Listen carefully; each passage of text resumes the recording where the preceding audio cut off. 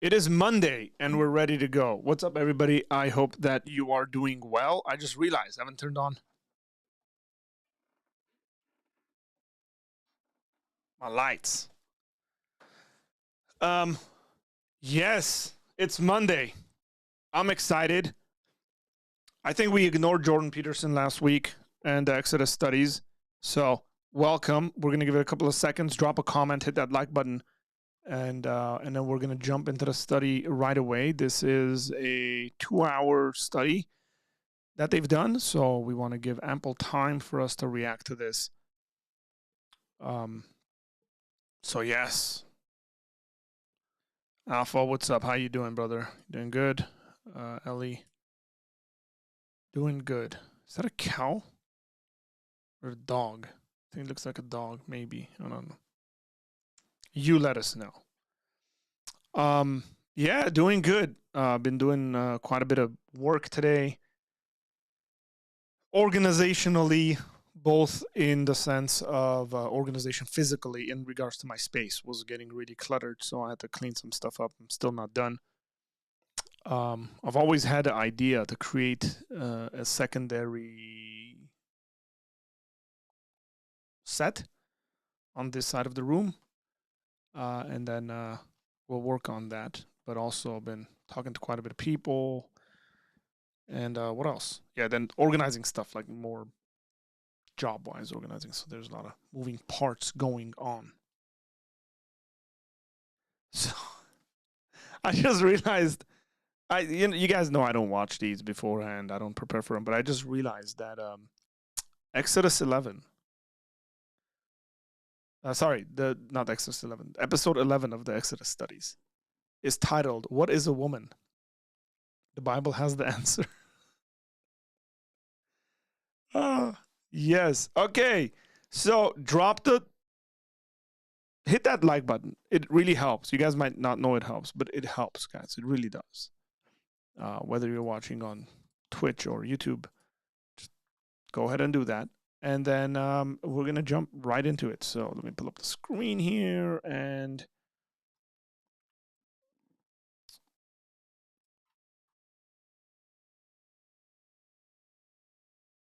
well, here's Exodus 11. I have been told in the comments section by a bunch of folks that they're really enjoying these studies. Now, I put out a shorter video where I was criticizing the form of the studies. That doesn't mean that I don't value the studies.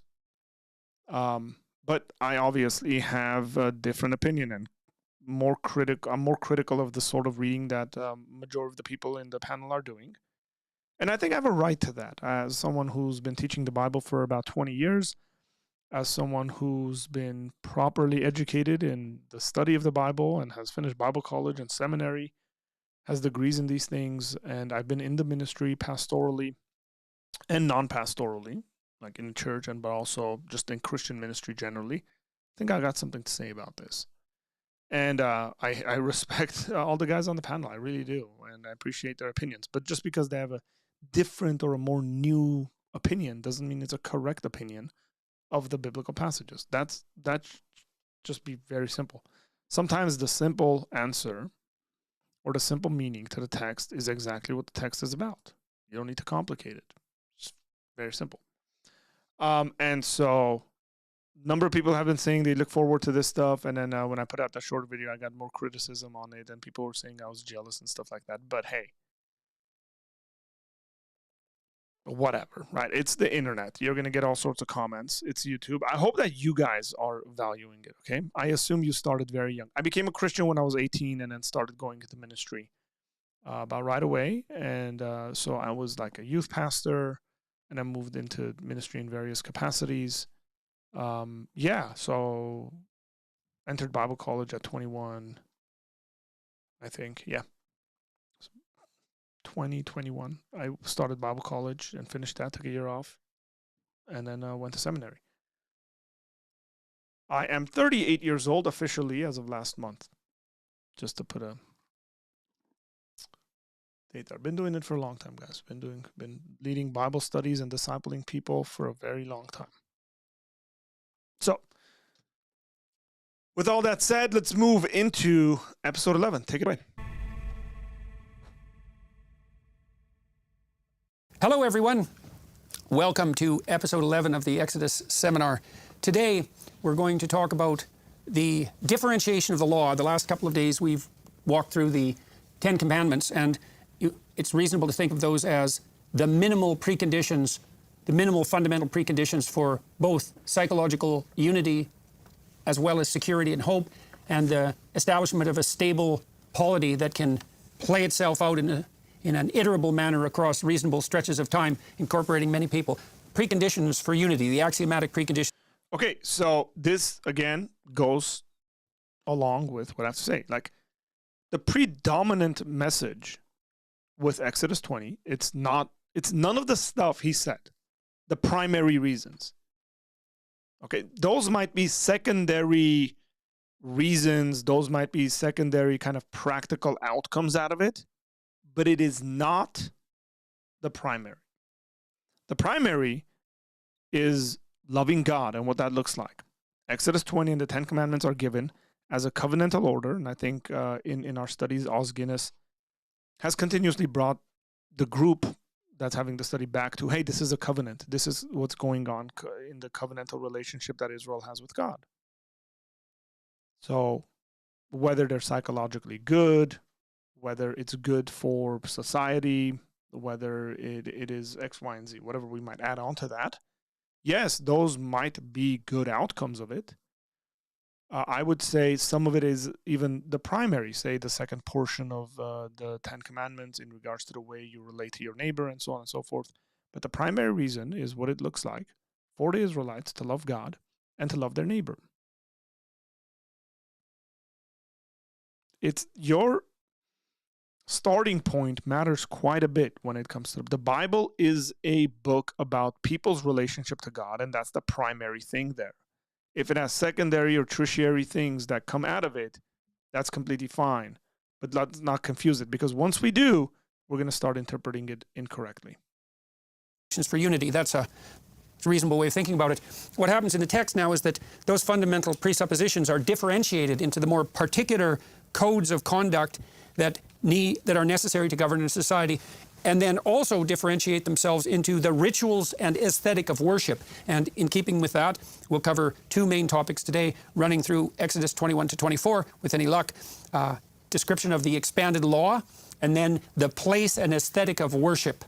And so that's today's plan. We're not going to go through the text in its entirety because it's very detailed, and because we want to incorporate some of the narrative of the broader Exodus story that's not technically in the book of Exodus into this seminar. And so we will take excerpts and use some images today to augment our discussion without falling prey to the detail that would be otherwise necessary. So we'll start with Exodus 21, beginning the exposition of the law in detail in excerpts. So Exodus 21:2, if thou buy a Hebrew servant, 6 years shall he serve, and in the 7th he shall go out free for nothing. So that's obviously a commentary on the limitation of something like indentured servitude. Perhaps we could call it slavery. And so there's a freedom that's extended to the slave who would have been indentured in one manner or another. I'm going to go through the laws here, and anyone who wants to chime in and comment. Well, just for this one, it's important because it's related to the Sabbath. It's like an implication of the Sabbath, which is that if you take a servant, someone becomes your property, for 6 years they will work, and then the 7th year they are set free. And so it's just a structure that you find in the Sabbath, also in the Jubilee, the different structures of how we kind of restore things so that we wouldn't have generations of Hebrew slaves bound to one family forever. And so you would create this destructuring thing within the people. But it imitates the rhythm of creation. That's right. The point. Really good commentary by Jonathan. Not only is it that they're set free, these indentured servants, and predominantly it has to do with financial matters. So somebody loses their land, they can't pay back money that they've borrowed, X, Y, and Z. They become indentured servants. They work it off essentially for 6 years, and then they have an opportunity to be released. And then that ultimately gets to like the Jubilee year, which is the 50th year, which is again 7 times 7, 49, the 50th year. There's a setting of free of these people and a reestablishment of their lands. So even if the person who lost the land is dead, their children get their land back. It's very interesting how this works. Okay. Um, Good commentary by Jonathan in regards to the way it's related to the Sabbath and then creation as well. Yeah, exactly. And it's, And it's a magnificent contrast to the other nations, who all have classes. that are In other permanent. words, here, no permanent slaves and no unequal permanent classes. Right. We should make a point here that the natural condition of human society is class distinction that are relatively permanent as the upper classes can make them, we might say, and slave ownership, and so that any movement in the direction of the freeing of the slaves is a revolutionary movement. But having said that, how do you reconcile the fact that God is the spirit that leads people out of tyranny in the broader book of Exodus, but there's still allowance made, for example, in this verse, for the existence of slavery per se? Well, the thing about slavery is that it's very difficult for us to understand what ancient slavery was, because we have safety nets, we have all these things which make it possible for people to exist. But in a world where you have someone who can become in such a dire situation that they're basically, dying of hunger in the street, selling yourself or placing yourself under the authority of someone else was a way in which to continue this, to actually preserve the social fabric. And so it's like, I can't do it. I just can't. I'm not. So I propose myself to someone. I say, I want to enter into your service. You take care of me. I work for you, and then after 6 years, then hopefully I'm set on a path that I can now continue. It's like a mortgage on yourself. As you pointed out, it is indentured servitude. Interesting. And I don't know the statistic. I wish I did by heart, but more than half of the earliest settlers of America came as indentured servants. So that's how common it is. It was a way actually of uplifting your life, as you both have pointed out. And the other thing worth noting is the word for slave in Hebrew, eved, is very complex, because does it mean servant, does it mean slave? For example, Moses is described as Eved Adonai, the Eved of God. Slave of God. Is he God's slave? Nobody thought so.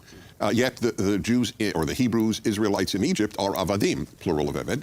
So they were slaves. So the Torah, I guess almost unfortunately, uses the same word for servant as for slave. Well, one of the things we need to understand about words in general is that as they move through time, they become more specific. So if you chase a word back in time, it has a broader and broader and broader and broader range of application. It contains more concepts that would be differentiated in a modern society. So it's harder for us to understand what the word might mean. But you remember earlier in Exodus, you free them that they might serve the Lord. In Yeah, other words, the that's right. principle Right. is, Bob Dylan, you've got to serve somebody. Right. So there's, But right. this service, we have a prayer in the Anglican service book, your service is perfect freedom. And that's Moses, the servant of the Lord. Oh, I should point out, too, that we're welcoming Douglas Headley to the table today. He hasn't been here for He's the last back. 2 episodes, but I he's like this man. come today and should be sitting in for the rest of the seminar. So welcome, Douglas. We're extremely happy to have you back with us. So, okay, I'd like to point out that we've got through one whole law so far, and so we'll go to 21.3. Which is an extension of the same proposition. So this is a limitation on indentured servitude. If he came in by himself, he shall go out by himself. If he were married, then his wife shall go out with him. If his master have given him a wife, and she have borne him sons or daughters, the wife and her children shall be her masters, and he shall go out by himself. So that enables him to take with him what he has accrued to himself, I presume. And if the servant shall plainly say, I love my master, my wife, and my children, I will not go out free, then his master shall bring him unto the judges. He shall also bring him to the door, or unto the doorpost. Okay, forgive me. So this is critical. There is an obvious implication that not everybody will pick up on. If the slave says, I love my master, so people would think, what kind of kook is that? A slave who loves his master. But it's not a master in the sense that we think of, like the transatlantic slave trade or ill treatment in South America, etc. This is, again, what we said earlier, indentured servitude. And it is possible he loved his master. What if he treated him well? And he has his needs taken care of, and he doesn't want to leave his wife and children. So it implies, if nothing else, the possibility that there were good people or decent people in the role of quote-unquote master. And this enables the person to continue that service, even though in some manner he's condemned to be free by the essentially by the Sabbath lifting of the indentured servitude But requirement. there is a subtlety here that if he comes in with his wife, he goes free with his wife in the 7th year. But if the master gives him his wife and he bears children, the wife and children stay. Right. So this is whatever we may think of that. Property differentiation. Yes, this is a way of his being able to freely stay with what he has been part of building.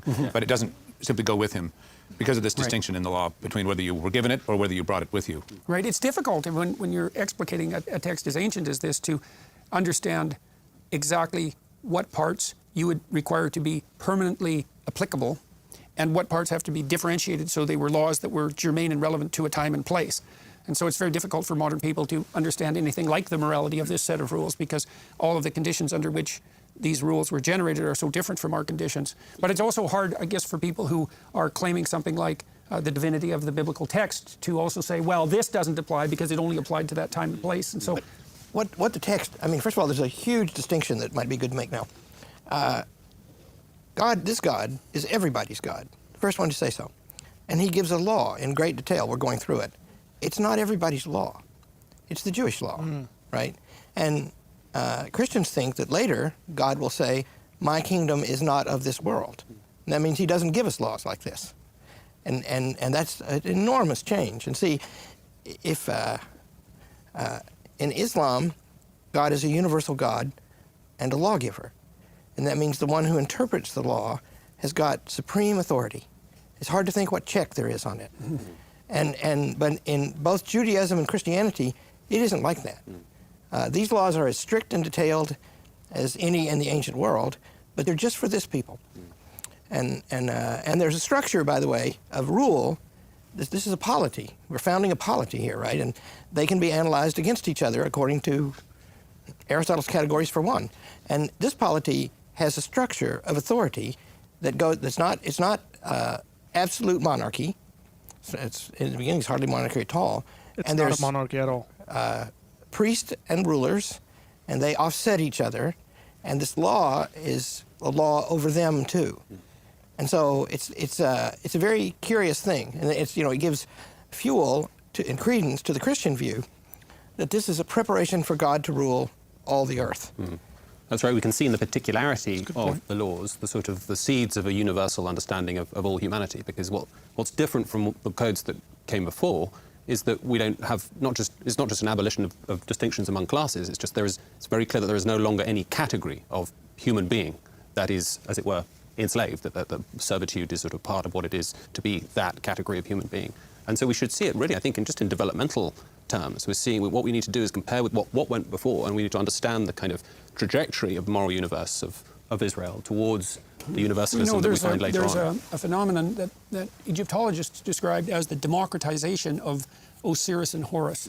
And so the pharaoh in Egypt was conceptualized as the union of Osiris and Horus. So Osiris was the god of the state who could become willfully blind to the machinations of evil, who was once great in his youth, but who developed this ossification across time. That's the problem of tradition. And then Horus is the visionary revitalizer who journeys to the underworld and revitalizes the father. And the Egyptians conceptualized the pharaoh, the sovereignty of the pharaoh, as the union of Osiris and Osiris. So it's the union of tradition and vision. And then, to begin with, only the pharaoh could use the symbolism that was associated with Osiris and Horus, but then the aristocracy began to pick it up, and they call that the democratization of Osiris. And you can think of what happened among the Jews as an extension of that. It's a spreading down of the idea of sovereignty and intrinsic value itself down to the hoi polloi, you might say. I think there's a parallel to this. If I'm not mistaken, in Babylonian political theology, the phrase image of God or something very like it was confined to the king, the Babylonian king. It looks as if what may be happening in the early chapters of Genesis is that you've got a similar process of democratization as the image of God shifts from king to all human beings. And that's, again, that parallels also the abstraction of the idea of sovereignty. So sovereignty is no longer what a king does. It's in the nature of the king. And then once you understand to some degree that it's in the nature of the king, then you can think, well, maybe that kingly nature is distributed more widely than you might have assumed to begin with, and then maybe eventually it's part and parcel of everyone. All earthly sovereignty is relative sovereignty, and then it's, as it were, distributed sovereignty. Yeah, and the principle of sovereignty is equivalent between every individual. There's something in you that's sovereign, there's something in me that's sovereign. Our proper relationship is one of sovereign to sovereign, and with that you also start to ground the idea of the sovereignty of the people, the true sovereignty of the people, and the idea that the leader is now someone, this eventually happens, is now someone who serves that distributed sovereignty in the people and is subordinate to that. So we see here really a revolution in the history of moral thought. Absolutely. Yeah, well, go ahead. No, go ahead. Well, modern people, they think often, well, we don't believe these things anymore. And I think, well, you act it out. So it's not so obvious you don't believe it. You don't want to be around someone who doesn't treat you or the people you love as if they're sovereign individuals with no free will, with no intrinsic dignity. none of your relationships are going to work, and they're certainly not going to be desirable unless they're predicated on that principle. So the idea that you don't believe it simply isn't true. And if there isn't something that's under that belief, which is a recognition of the transcendent dignity of the individual, then you think, well, that belief in you is weak, right? It's got no foundation. On what grounds do you posit that? And that makes it vulnerable to disruption. So, you know, a lot of people could hear what you're both saying and interpret it in an evolutionary framework, that we have a slow evolution of religion, and the Jews are rising a little higher than the Babylonians and the Egyptians. I think that's wrong. I think this is genuinely wrong. This is gold, what he's saying, because I think that is actually Jordan Peterson's view of sorts. That's at least, I could be wrong about this. Then he might go on and say, "Nah, I agree with you," or something. From what I've gathered from Jordan Peterson is that he views religion as this pragmatic thing that occurs in humanity because human beings are just like by nature religious, which I agree with, but he puts it in more in the evolutionary light. Revolutionary because of revelation, as we were talking yesterday. So you've got this double contrast. Egypt behind you, monarchy, hierarchy, tyranny, slavery. And here's a covenantal way of doing things. Michael Walzer calls it an almost democracy. All the people buy in, and it applies to all the people. And there's no classes here. There's still a priestly servitude class. there. There's a priestly class. Well, there's still a caste. It's just not. There's at least two castes. There's a priestly caste. And they are? There is a priestly caste in so that's Israel. interesting. I'm not even challenging. I'm very curious. You think that in the eyes of the Israelite, the priest was like the Brahmin in Hinduism? That was the upper class? I don't know if it was the upper class, but it was a distinct hereditary class. Correct. Yeah. But okay. So hereditary and caste are co-equal or synonymous? It's just a separation of function within society. Okay. Like clear right, separation. a separation of function without separation of value? Right, that's the key. That's my question. Right, well, that might distinguish a caste from a They are of function. equal value. No, But differentiated. Jews never thought that the priest was more valuable than the Levite or the Israelite. I think that's important. I would stay away from using the word caste. I don't know why that's even necessary in this context. I think the role. Just quickly back to Oz's point. I mean, it's not democracy in the sense that we don't here have full equality. There's still almost democracy. Almost It's democracy. There's still servitude. There's still a sense in which the indentured servant doesn't have really any participation in public life or in public decision making. But he sold himself. Yeah. It's given a moral rationale. Well, captors in war too. That's the non-Jewish. Well, there's and also that's only in war. There's also very little discussion of anything that we would really describe as politics here yet, right? So, and Oz, you made this comment about this evolutionary approach. Let's say, well, I do see in other societies at the time and in other societies in different time and place that there is a striving towards a realization of ideas that are similar. So you see in Mesopotamia, for example, the god Marduk, who was the model for the sovereignty of the emperor, had eyes that encircled his head, so he was like the Egyptian god Horus in that sense, the god of attention, I think, really, the god of careful attention, but also spoke words of magic, and that is a concept, and that was central to what sovereignty was, that capacity to speak compelling words of magic. There's an idea there that's very much like the idea of the divine word that's kind of in some way struggling to be born among the Mesopotamians, and I think it's relevant to our discussion yesterday that there might be a yearning upward from the material world to join with the dispensation downward of the revelation. And so long as we're always saying both and. Absolutely. That point, your point about the political, Jordan, is very interesting. It's actually, it isn't political. That is to say, the servitude is understood as something that belongs to the household. It's not something that involves a relation of the wrongdoer and a central state, as it were. Well, I think we're also just seeing here the struggle. That's a really good point. It's not necessarily like the government doing this stuff. That's solid. Towards something that we would even recognize as political. We're not at that point of differentiation yet in the place of cultural evolution. Well, the Jews are always murmuring, right? And building political parties and stuff, and let them get killed for it here and there. But so politics is coeval with the human condition. The question is, what form does it take?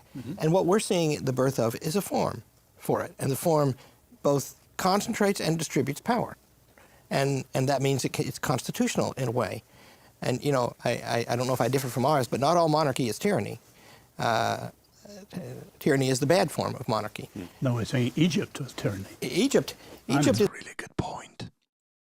Not all monarchy is tyranny. That's good. you can have a very good monarchy. Now, I don't mean of the current British model. Do we understand that you can have a totalitarian, tyrannical democracy? That's actually what Aristotle, sorry, not Aristotle, that's actually what Socrates is commenting on. That the Athenian public, which is a pure democracy, Athens, that the Athenian democracy has become a tyranny. Go read Socrates' Apology. That's what he's saying. The reason why the American fathers, the founding fathers, didn't go with a pure democracy and went with a representative republic is because they didn't want to have a tyranny of that sort. That's why we have checks and balances. That's why the president's not supposed to have all the power. That's why you have the Supreme Court to check the presidency and the legislative branch. This is a brilliant model of doing things. So that's a really good comment. Not all monarchy is tyranny. Is a society questing for immortality by their own devices, and that is a despotic enterprise. Mm-hmm. Well, even the Egyptians themselves, I think, understood that under optimal conditions, it's tricky in Egypt. In Mesopotamia, from my understanding, there was a real separation between the emperor and Marduk. So the emperor was seen as an avatar of Marduk, whereas in Egypt, the identity was closer. The pharaoh was Osiris and Horus. But that becomes ambiguous as the Egyptian dynasties progress, and I think people develop a more sophisticated conceptualization of what sovereignty might mean. So, all right, so 21:6. Oh, forgive me. Oh, go ahead, Dennis. I just want to, this is way back, because 10 minutes ago you mentioned something, and I just have to state, I do believe in the divinity of the 5 books of the Torah, and divinity and permanence of a law are not identical.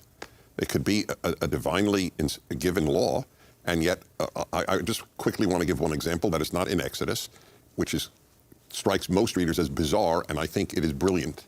If a man suspects his wife of adultery, he brings him to the priest, who gives her a potion, and if her belly swells, she's guilty. And if it doesn't swell, she's innocent, and they go back to one another. His suspicions are assuaged, and hopefully they will reconcile and have a good marriage. It is obviously, we don't do this today. They stopped doing this by the time of Jesus. Lost the formula for that potion. Right, we don't know. What is clear to me is this was God's way of getting husbands not to be suspicious of their wives. It was a way to keep the couple together.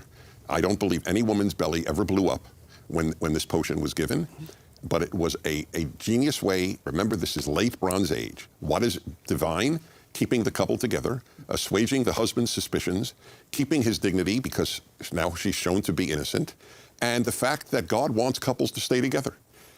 Why is that not divine? We also have in the story of Noah the insistence that Noah is a man whose wife. Okay, I'm not sure whether I would agree kind of with his outworking and his commentary on that. I think there might be some other stuff going on there. But what he said in regards to just because it's divine doesn't mean that it's always going to be the case is true. And it's true in this sense, is that the Old Testament, the New Testament, are covenantal books. And so based on the covenants that you see, there are different laws that come alongside it. And some of those are for a certain period of time, and then they go away. And then some are more of a universal nature, and they stick around. That's pretty obvious to see when you read the Bible. And so it could still be divine and be temporary, is what we're trying to say. So I agree with what Dennis Prager is saying there. I'm not sure whether I agree with his commentary on that specific passage, but we'll go. Wise in his generations. And so there's some recognition in the biblical corpus that there are some elements of what constitutes, let's say, the details of what's moral that pertain to that time and place. That's why I love the founders of America. Mm-hmm. Are you looking to dive deeper into the entire Bible? I love that. No further than the Hallow app. Since Hallow doesn't pay us for advertisements, we can't. Let's just skip over.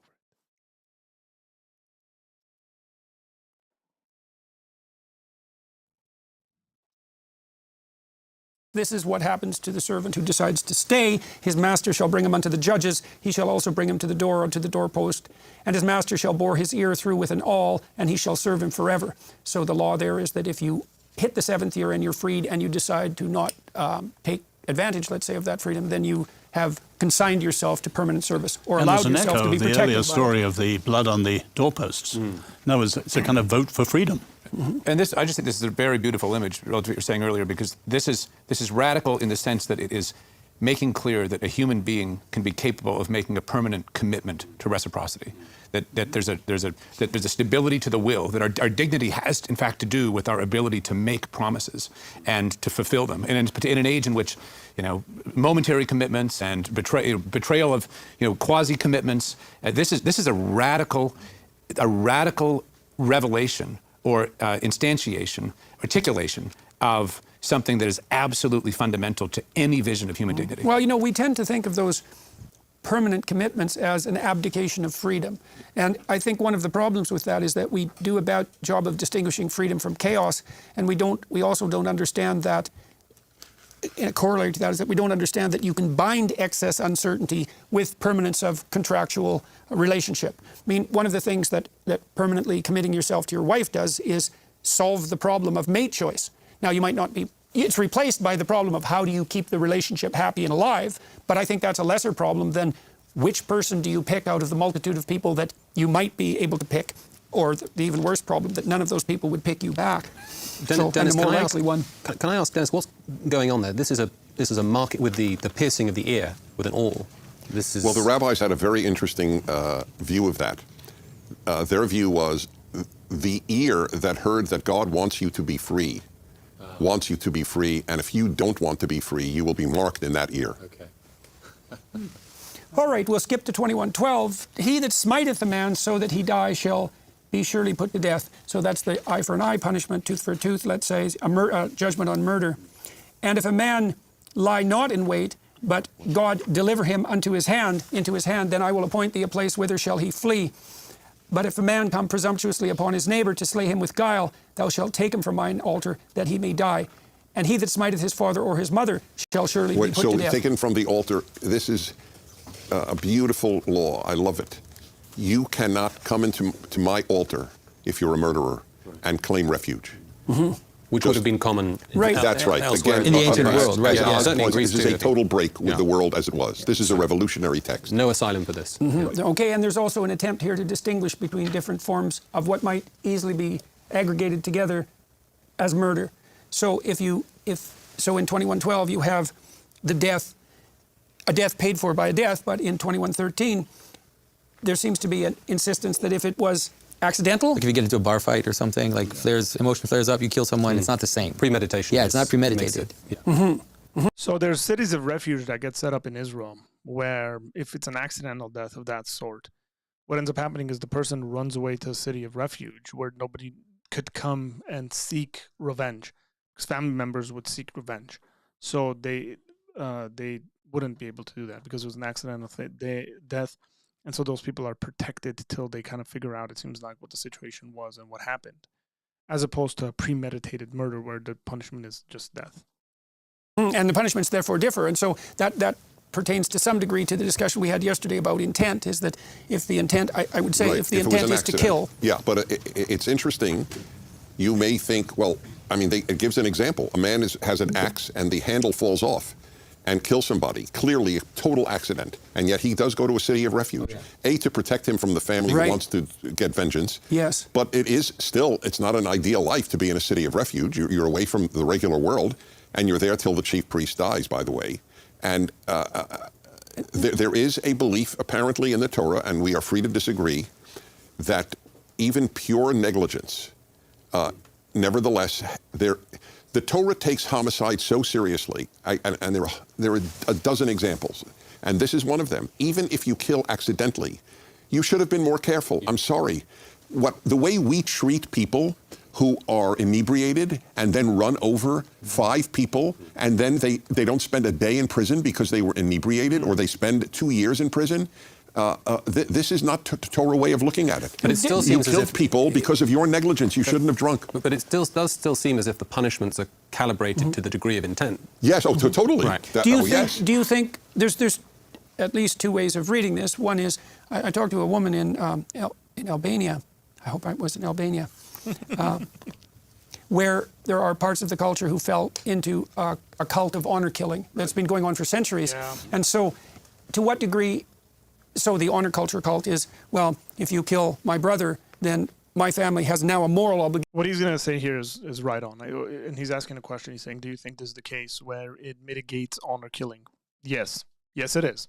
To slay one of you in return, and generally the one of you in your family that's of highest value. And the problem with that, well, the advantage of that, I would say, is there's an element of justice and there's an element of the respite of revenge. But the disadvantage in this section of Albania for hundreds of years actually happened among Catholics there, interestingly enough. But I'm wondering, too, if the sanctuary city isn't there also to protect the person I said that. Yes. Yeah, okay. Yes, so that's it's there right. as well to protect the person from the vengeance. Killing, yeah, okay. Okay. And then 21:15, and he that smiteth his father or his mother shall be surely put to death. And that's an echo of what we described yesterday, I would say, of the necessity of honoring your mother and father. This is parceled out as a particularly serious crime. Right. You're attacking the source of your own existence. You're kind of annihilating yourself when you're attacking your parents. Well, and you're violating, according to our discussion yesterday, that principle of verticality, right? That if the honor, hinge, the hinge, the vertical and the horizontal. This is all of these, in some sense, are following from. They're ways of, let's call it, enforcing. They're the consequences of breaking the laws we looked at yesterday. So the commandments are not simply, it would be good if you did these things and so on. That's to leave them in a certain state of, I don't know, subjective attendance. Like, and you know, vagueness. it's good. Yeah, vagueness. This is saying, no, these really are the rules that make the conditions of this community full stop. And therefore, there have to be consequences to violating those. Right. And so these are detailed breakings down of, at least according to this law, what the punishment for those things has to do in order to honor the higher level Well, we said yesterday that the simpler commandments were no murder. Well, the thing about no, I've thought for a long time, thinking through the philosophy of punishment, especially in relationship to children, what does no mean? And no in the final analysis means if you do that, something you do not like will certainly happen to you. If that isn't the promise behind your words when you say no, there's no promise there at all. And so your point is, well, if it's a prohibition, there has to be a limit, and the limit has to be detailed and understandable to everyone as well, and also proportionate. And that's what's attempting to be established here, right? May I ask a psychologist a rather simple-minded question? Why do you think the force of this, he that smiteth his father, I mean, the Freudian resonance of that is will strike the modern mind. Now, clearly, Cain and Abel, sibling rivalry, and we've had a lot of that in the UK of late, that makes sense. Why is there such a difference between the eruption of antagonism between brothers, which is pretty normal in my experience and probably others, and this shift between that and well, we the took this father? apart yesterday in a slightly different context, and the idea was that to orient yourself properly morally, two things have to happen at the same time. You have to orient yourself properly with regards to that which is transcendent, so that might be the moral order that extends across time, that's universal. And you have to orient yourself in relationship to your community. And the commandments seem to be structured according to that differentiation model. Vertical orientation, up Jacob's ladder, and horizontal in relationship to other people. Somebody commented that you see that echoed in the Sermon on the Mount when Christ says you have to love God and your fellow man. And so it's the honoring of the father and the mother that seem to be the place where those two things unite. I mean, one of the things that's disturbed me about our modern society is that people complain about the tyranny and brutality of the past in a manner that's entirely ungrateful. And you have this responsibility to honor tradition. And I think that the manner in which tradition manifests itself that's most local to you is in the form of your father and your mother.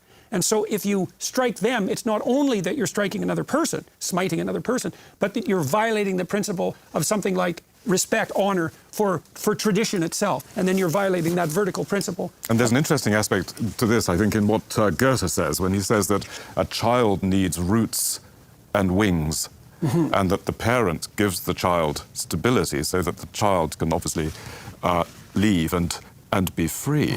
And it seems to me that there's a very interesting relation to that thought and to our lack of a sense of tradition in contemporary culture.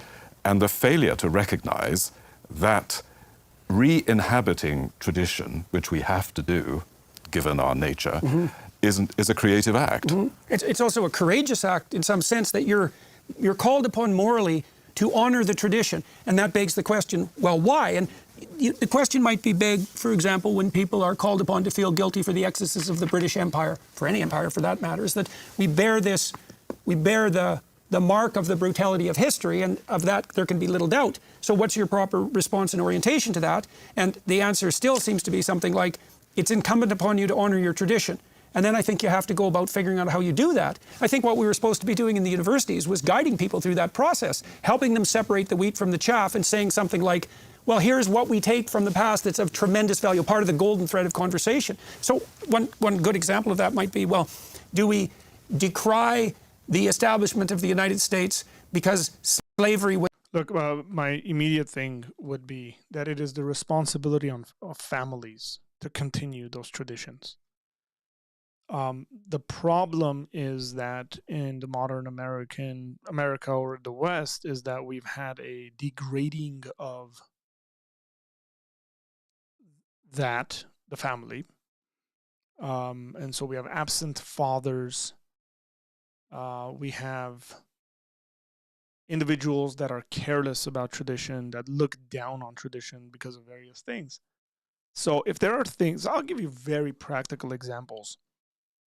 When we go places, we go to someone's house, I tell my children that it is your responsibility to go and greet the older people there. Go up to them, say hello. And I tell my kids, shake their hands, say how you doing, say hello, and move on. Or if somebody else comes over to our house, they're older than you, go and greet them, shake their hands. They've come to your house. This is a tradition.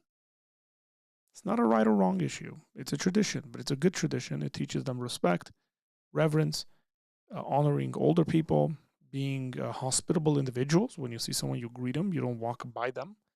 It's funny. I'm reminded of a word we use for people who do that, which is the word pig. You're acting like a pig, essentially, right? You're into yourself. All you think about are your own needs and stuff like that.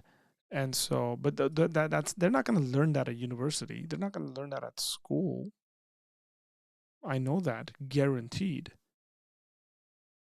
Some schools might teach you that. So back in the day, there were schools when your teacher walked into class, you stood up to greet them as a sign of honor for them. That's not a bad thing. You know your place, you know their place. Nowadays, all that stuff has been completely convoluted. We don't know what's what. You don't know how to distinguish those things. But I think predominantly that's the job of parents. That's the job of a family, to teach those and instill those traditions into their children, not the state.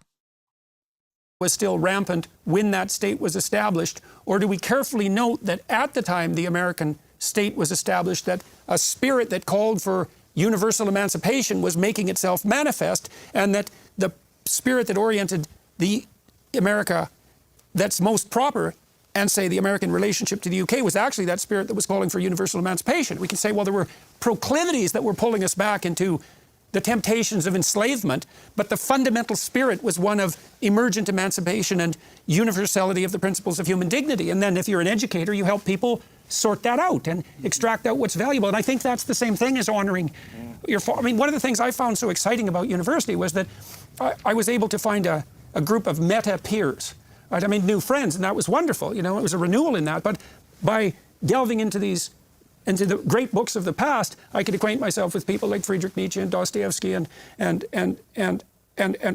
far more ancient thinkers than that, and pull out what was so valuable about their contributions, while still saying, well, not everything that was applicable in the past is applicable in the present. And I think that is part of that, honoring your father and your mother in a metaphysical and philosophical sense. So, a word about the death penalty. There are many such death penalties in the Torah, the first 5 books. And I won't take the time. I will only say that I am convinced that they were always put there as a deterrence, with the one exception of murder. And the reason I believe murder is the one exception where the death penalty was meant literally and not as a simply statement of how severe the sin is regarded in God's eyes is that it is the only law in all 5 books of the Torah, in Genesis, Exodus, Leviticus, Numbers, and Deuteronomy, that you will take the life of a murderer. Secondly, it is one of the only laws God himself gives in Genesis. Genesis has almost no laws. One of them, in the very beginning of the creation of the world, is that if a human being takes the life of another, his life shall be taken by humans because in God's image, humans were created. So again, we have no example in Jewish history. Just to be fair, there's debate over that, whether that is a more descriptive text rather than the way he's reading it is essentially prescribing it. Some theologians think that that's just saying the way things are. If you kill someone, your life will be taken. But I get what he's saying. I mean, I actually agree with his interpretation. But just to give some respect to those who might disagree with that. Of a child being put to death because he hit his parent. But it is in there for, as again, I believe, God's wanting to communicate how severe that act is in God's eyes.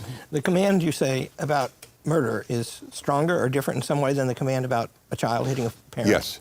There's no, or any of the other, or there are many examples of adultery or male homosexual relations. There are many examples where the death penalty is offered, but we have no record of somebody actually being put to death for it. It is there to say this is a serious sin. Why the homosexuality obviously is worthy of, I wrote a 22,000-word essay on that verse. It will come out in my Leviticus commentary, if I may offer that as a thought. But most important, again, it is the only law in all 5 books, and it is the only one that God himself gives, the only death penalty in creating the world. Yeah. And I think what happens is, I understand, some people get completely turned off when they read the law because all they see is all these people being killed. That's right. And then they stop thinking about what the laws are about and that's what why it is they're trying to Thank you. That is why I wanted it to be noted. Yeah. It is not meant to be enacted. It is meant, what was the Torah going to say? If you hit your parent, there's 100 shekel fine. I mean, think about it. How does God communicate how serious the parent should be taken? You go to jail for a week? I mean, they didn't have jails. That's right. There's also a situation that they lived in a world where everything was so precarious. But if someone fell out of the bounds, there was nothing to do with them. You can't have a mechanism for incarceration. Exactly. Yes. Yeah. Right. Right. So 21:17, it's an extension of the same line of thought with regards to honoring tradition. And he that curseth his father or his mother shall surely be put to death. More variation. All right, you will love this one, I promise. If men strive... Forgive me, I want to do one on the insult. Hebrew insult comes from the root kal, which means light, as in non-heavy. And the word to honor comes from the word kaved, which means heavy. To take your parent, so in other words, taking your parent lightly is the literal translation of curse, and taking your parent heavily is the literal translation of honor. Oh, that's interesting because heavy implies something that's deep and profound, right, and in the depths. And so the notion there is that if you take your parents lightly, that you don't build your foundation on the foundation of tradition. And then you'll be light, and then you'll blow away during a storm.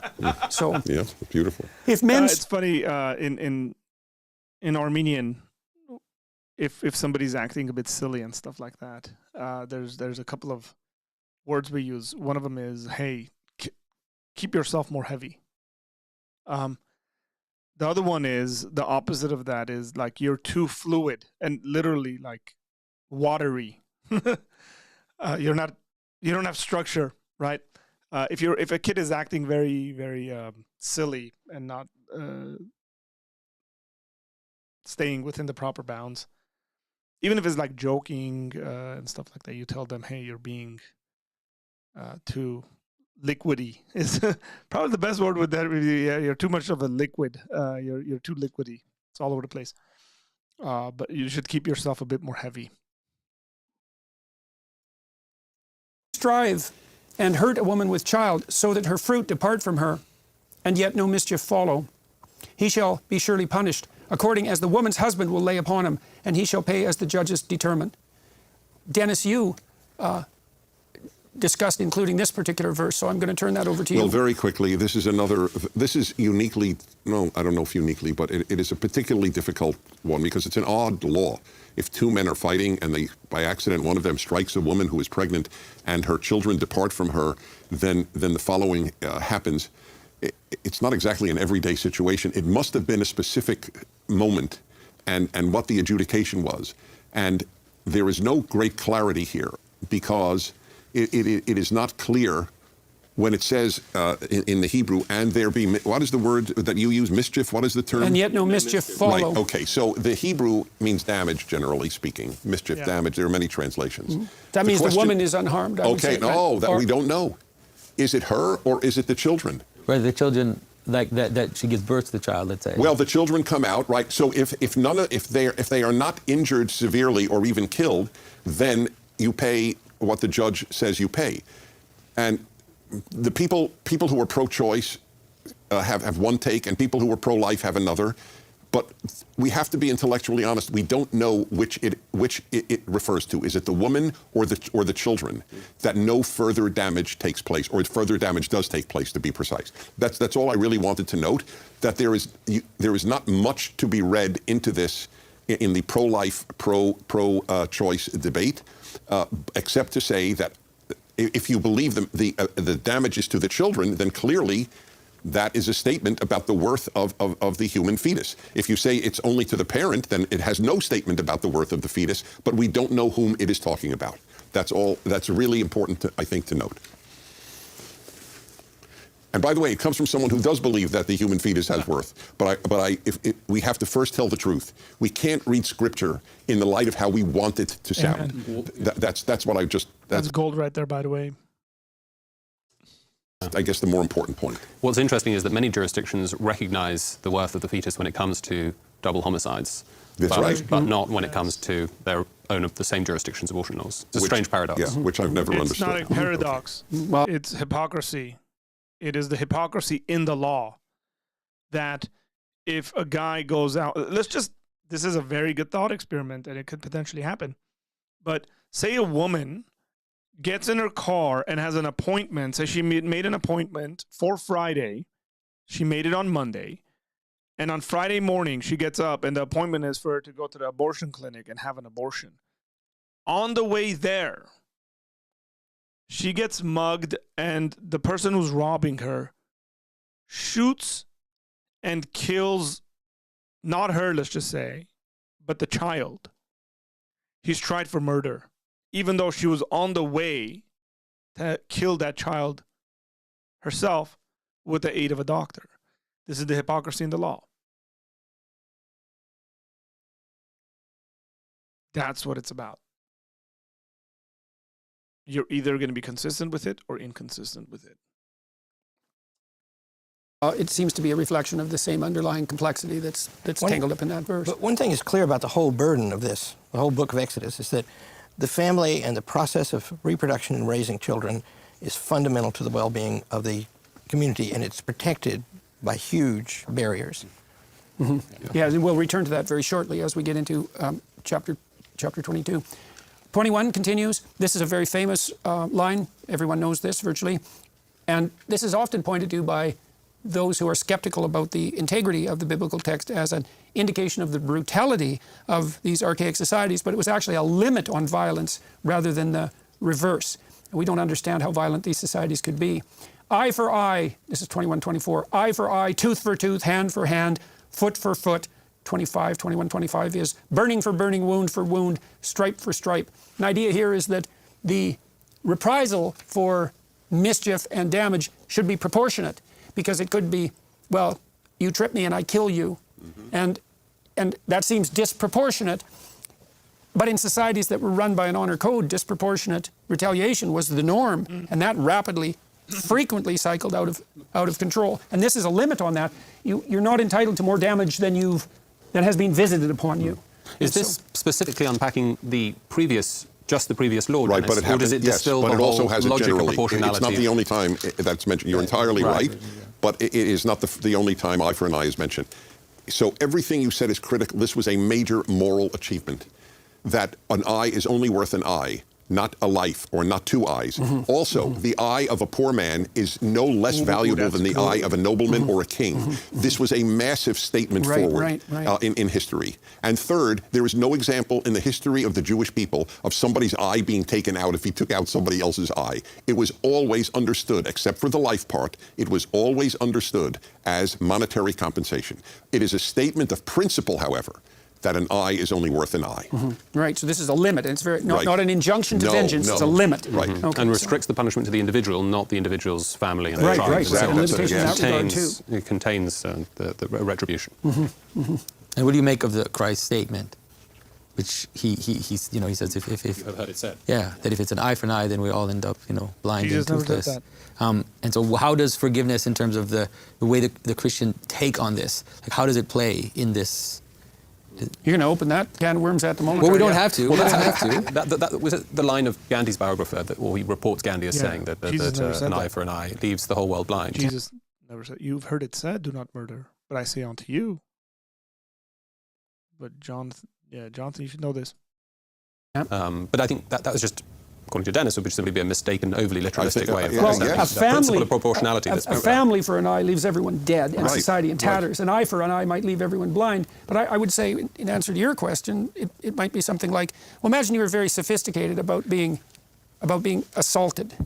You might say, well, is there any way that I could do good in this situation, despite the fact that I have in fact been wounded? Because, and maybe that's tied into this notion of striving to love your enemy. If you're going to set the world right and you could bring even your enemy back into the path of proper being, is there a way that you could conduct yourself so that what you would do is entice him? I'll tell you a story that just popped into my mind. A woman told me this story when I was in Europe. She was in a city in the Middle East, a naive American tourist, and she was walking back to her encampment, and a man stopped and offered her a ride to the encampment, and foolishly she got in the car, and he took her out in the desert, and he told her that he had been terribly abused as a child and that he was going to rape her. And he took her into the desert and was preparing to do so, stripped her and laid her on the ground. And when he climbed on top of her, she took him in her arms and told him that she loved him, and he broke down and cried and stopped. And so that's a good example. Yeah, no kidding. No kidding. Because she got under him. In the psychological sense, right? She managed even in that moment of extremity to look past his voluntary adoption of malevolence and evil, right? And to grab him by the heart and to pull him out of that abyss.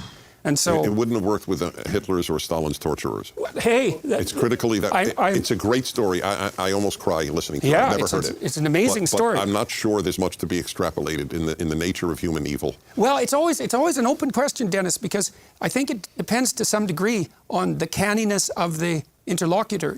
I would say that if you're going to entice someone malevolent back onto the path of proper being, you have to be as canny in your good as they are in their evil. That's an echo of the notion that you should be as wise as a serpent, right? As harmless as a dove and as wise as a serpent. And I don't know what the limit to that is, because I've seen people in extreme situations walk the path so precisely that they could entice even someone hell-bent on malevolence out of that that insistence. I mean, I take your point. This is no simple matter, and it's nothing for the naive to attempt. But it's always an open question. Even when someone comes after you, how much of the outcome is in your control? And the answer is, to some degree, that's proportionate to the depth of your wisdom. So, with the caveat that if you run across Adolf Hitler, it's probably a good idea to shoot him. Well, and I would say maybe it's a good idea if you absolutely don't know something better to do. And it's not obvious, even in principle, what would be better to do in that situation. So, two quick points. First of all, I'm not certain but he wasn't there. He wasn't. That it's true that eye you were for eye, contemplating ending it. according to this, speaking as a Christian, Old Testament logic, leads to everyone blind. I mean, this is actually a way of trying to prevent everyone ending up blind, because it's setting the limits, as you're saying. But you set the limits also by being candid about what the cost is. And if there's no... I'm not sure why nobody's kind of standing here and saying it's the government's job to do the eye and eye, tooth and tooth thing. It's not individuals making that decision. That Gandhi statement about an eye and eye, tooth for a tooth, only stands true when individuals are the ones that are executing the eye for an eye and tooth for a tooth law.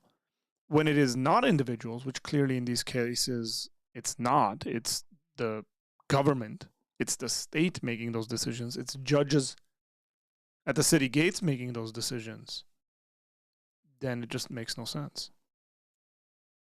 No consequence to the cost that's proportionate, then you end up in a completely destabilized world. True. But even from the Christian standpoint, speaking as a Christian for the New Testament, there's no sense in the Christian tradition that kind of forgiveness obliterates the reality of the sin. Yeah. I mean, the whole tradition of confession within the Christian tradition, you can only receive you might say the benefit of God's promise of forgiveness by owning up to what you have done. I mean, you have to name the sin and take responsibility for it. And so this logic of eye for eye is very much internalized to the whole possibility of forgiveness. And sometimes it's the seriousness of the retribution and punishment that will bring home to the wrongdoer. Yes. The penitent wrongdoer. That's precisely what leads you to the weep when you acknowledge your seriousness sin. of his. Well, bring that home for today. In other words, the key, as you say, is proportionality. And here this is against an over-exaggeration. But we're in a culture, say, with prosecutors letting people off and they're back out in the streets the next day, where the injured party feels there's no proportionality, there's no justice. You know, That's also an incitement to vengeance on their part, exactly. and a placement of the moral burden back on their shoulders. Which that's not a good idea for the stability of society. There's lots of mitigations here, but you shouldn't miss the fact that this is a hard code, right? It's firm about justice, and that's for the reasons you just stated, right? I mean, first of all, whatever happens to somebody who perpetrates a crime these days is not going to happen for a long time, and that's, you know, too bad. It should be clear. That sends a signal. It sends a signal about how seriously or unseriously a society and its rulers take immorality and wrongdoing. So it's also the case possibly that once everybody has accepted the eye for an eye limitation, you might be able to aim for a moral order that supersedes that, but not until that. Right? So this might have been relevant for the time and place and a moral advance, but that doesn't necessarily mean that it's the ultimate moral advance in the realm of potential moral advances. You can't transcend this without admitting it. I mean, we know this in our personal lives. If someone commits a wrong against you, you can't have any reconciliation without an acknowledgement of that wrong. I mean, that's the beginning of forgiveness and reconciliation. Right, definitely. 22, Exodus 22. We're going to jump right into 22:16.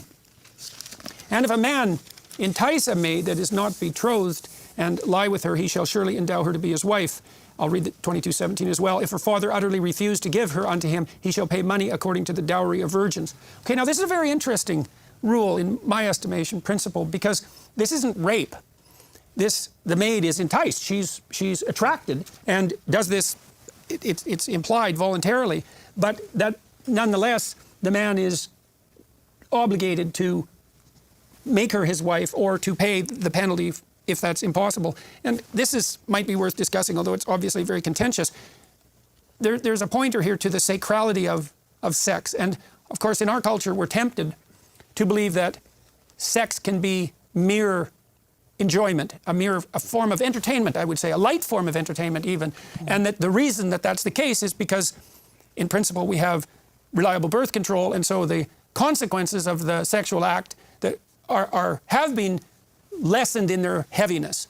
And so then the question opens up in front of us, if we have reliable birth control, is sex then now to be properly regarded as just another form of entertainment, or does it carry with it the burden of something approximating permanent relationship? And my sense is that even though the technology has enabled us to prevent the ultimate consequences of the act, I don't believe that mitigates the seriousness of the interaction. And I think the fact that we've lost that has damaged intimate relationships almost beyond repair by making the part of them that is most significant emotionally and physically into something that's now as trivial as the lightest of entertainment. I don't think it's done us well, and obviously that's quite a conservative position in the political sense, but everything I see going on around me seems to point to... Conservative or rational? I'm not being cute. Why is it conservative? Conservative might be prescriptive, but what you've described, I read over and over in left-wing sources, in progressive sources, how many depressed young women there are in the culture of our what is it called again? The hookup. The hookup culture. Yeah, right. Very few people would say that this has benefited women. Well, I also see in the left-wing culture there's this strange splitting of attitude towards sexuality. And so on the one hand, there's this proposition that every possible variant expression of sexual desire and action is not only permissible, but to be celebrated in a mandatory manner. But simultaneously, every single interaction that's even vaguely sexual between a young man and a young woman is so pregnant with danger, so to speak, that it has to be reduced to an explicit contractual arrangement before it can even be undertaken. And so I think the fact that both of those exist, those tendencies exist on the left simultaneously, the left being that part of our political discourse that tends toward the breaking of arbitrary constraints, that's an indication that there's some underlying set of regulating principles that's been violated. You get an excess in libertinism on the all sexual proclivities are to be celebrated front, and the simultaneous legalism that emerges, because that does put young women in uncomfortable situations that are extraordinarily hard on them. So you get questions arising, for example, well, can a young woman give consent to a sexual interaction of any sort if she's intoxicated by alcohol?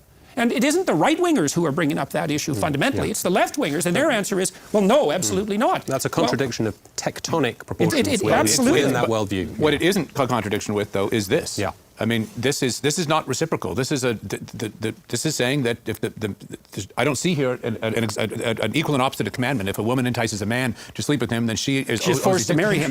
No, this is the view here is that men have an absolute responsibility not to engage in commitmentless sex, and that to do so is to take or do something that is not reciprocal. And you know, so conservatives who want to point out these hypocrisies on the left should have to grapple with whether they are prepared to speak a kind of truth to power to men and say, this is intrinsic to your masculinity, is to take responsibility in this regard. There's that famous documentary that came out recently, What is a Woman? And there's actually a biological answer to that question. There's a multitude of them. One of them is, maybe you could say this, that's the principle of the biological reality, is that the female is that sex which takes primary responsibility for reproduction and bears disproportionate weight in doing so. That's what constitutes female. And that's true right at the level of sperm and ova. And it propagates, it's fractal. And so the reason it's the man that's taking advantage here is because the price he'll pay for it is nowhere near as high as the price she'll pay for it, either emotionally or conceivably practically. And so it is fundamentally his sin. Right.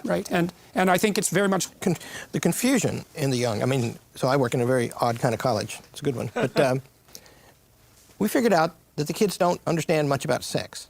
And so we started offering a course called the Theology of the Body. And it is the most popular course on the campus now. And, you know, we're having to recruit half the faculty to teach it. Because using the teachings of John Paul II? Yeah, such things. You know, in other words, it's they understand sex is very consequential, right? It's a big thing. And in what way is it a big thing? And how should you know, because they want it, they're human. What is its purpose? And all of that, right? And it's not enough to say, because like we're talking about details here that are almost romantic. You know, because the preciousness of a woman, you know, we teach the young men, don't foul that. That's a wonderful thing, you know, and they listen. It's good for them. Conservatives like to talk a lot about the hatred of men and the diminution and the problems in the education system. They're completely right to do so. But we really have to ask, I mean, to what extent some of it is a consequence of the abdication of fundamental responsibilities? Yeah, I think it's not only an abdication of fundamental responsibilities, it's also a diminution of the pleasure principle itself. Because I don't believe that it's unreasonable to make the presumption that there is no more sacred act than sexual congress in some fundamental sense. And then what that means is that to diminish that to the status of light entertainment is to take the thing in your life that could be among the highest and to make that nothing but that which is casual. And that means there's no increment on the hedonic side at all, quite the contrary. And I would say I think part of the evidence for that seems to be that more and more young people aren't having sex. They're not engaging in relationships. Well, they're not having sex with another person.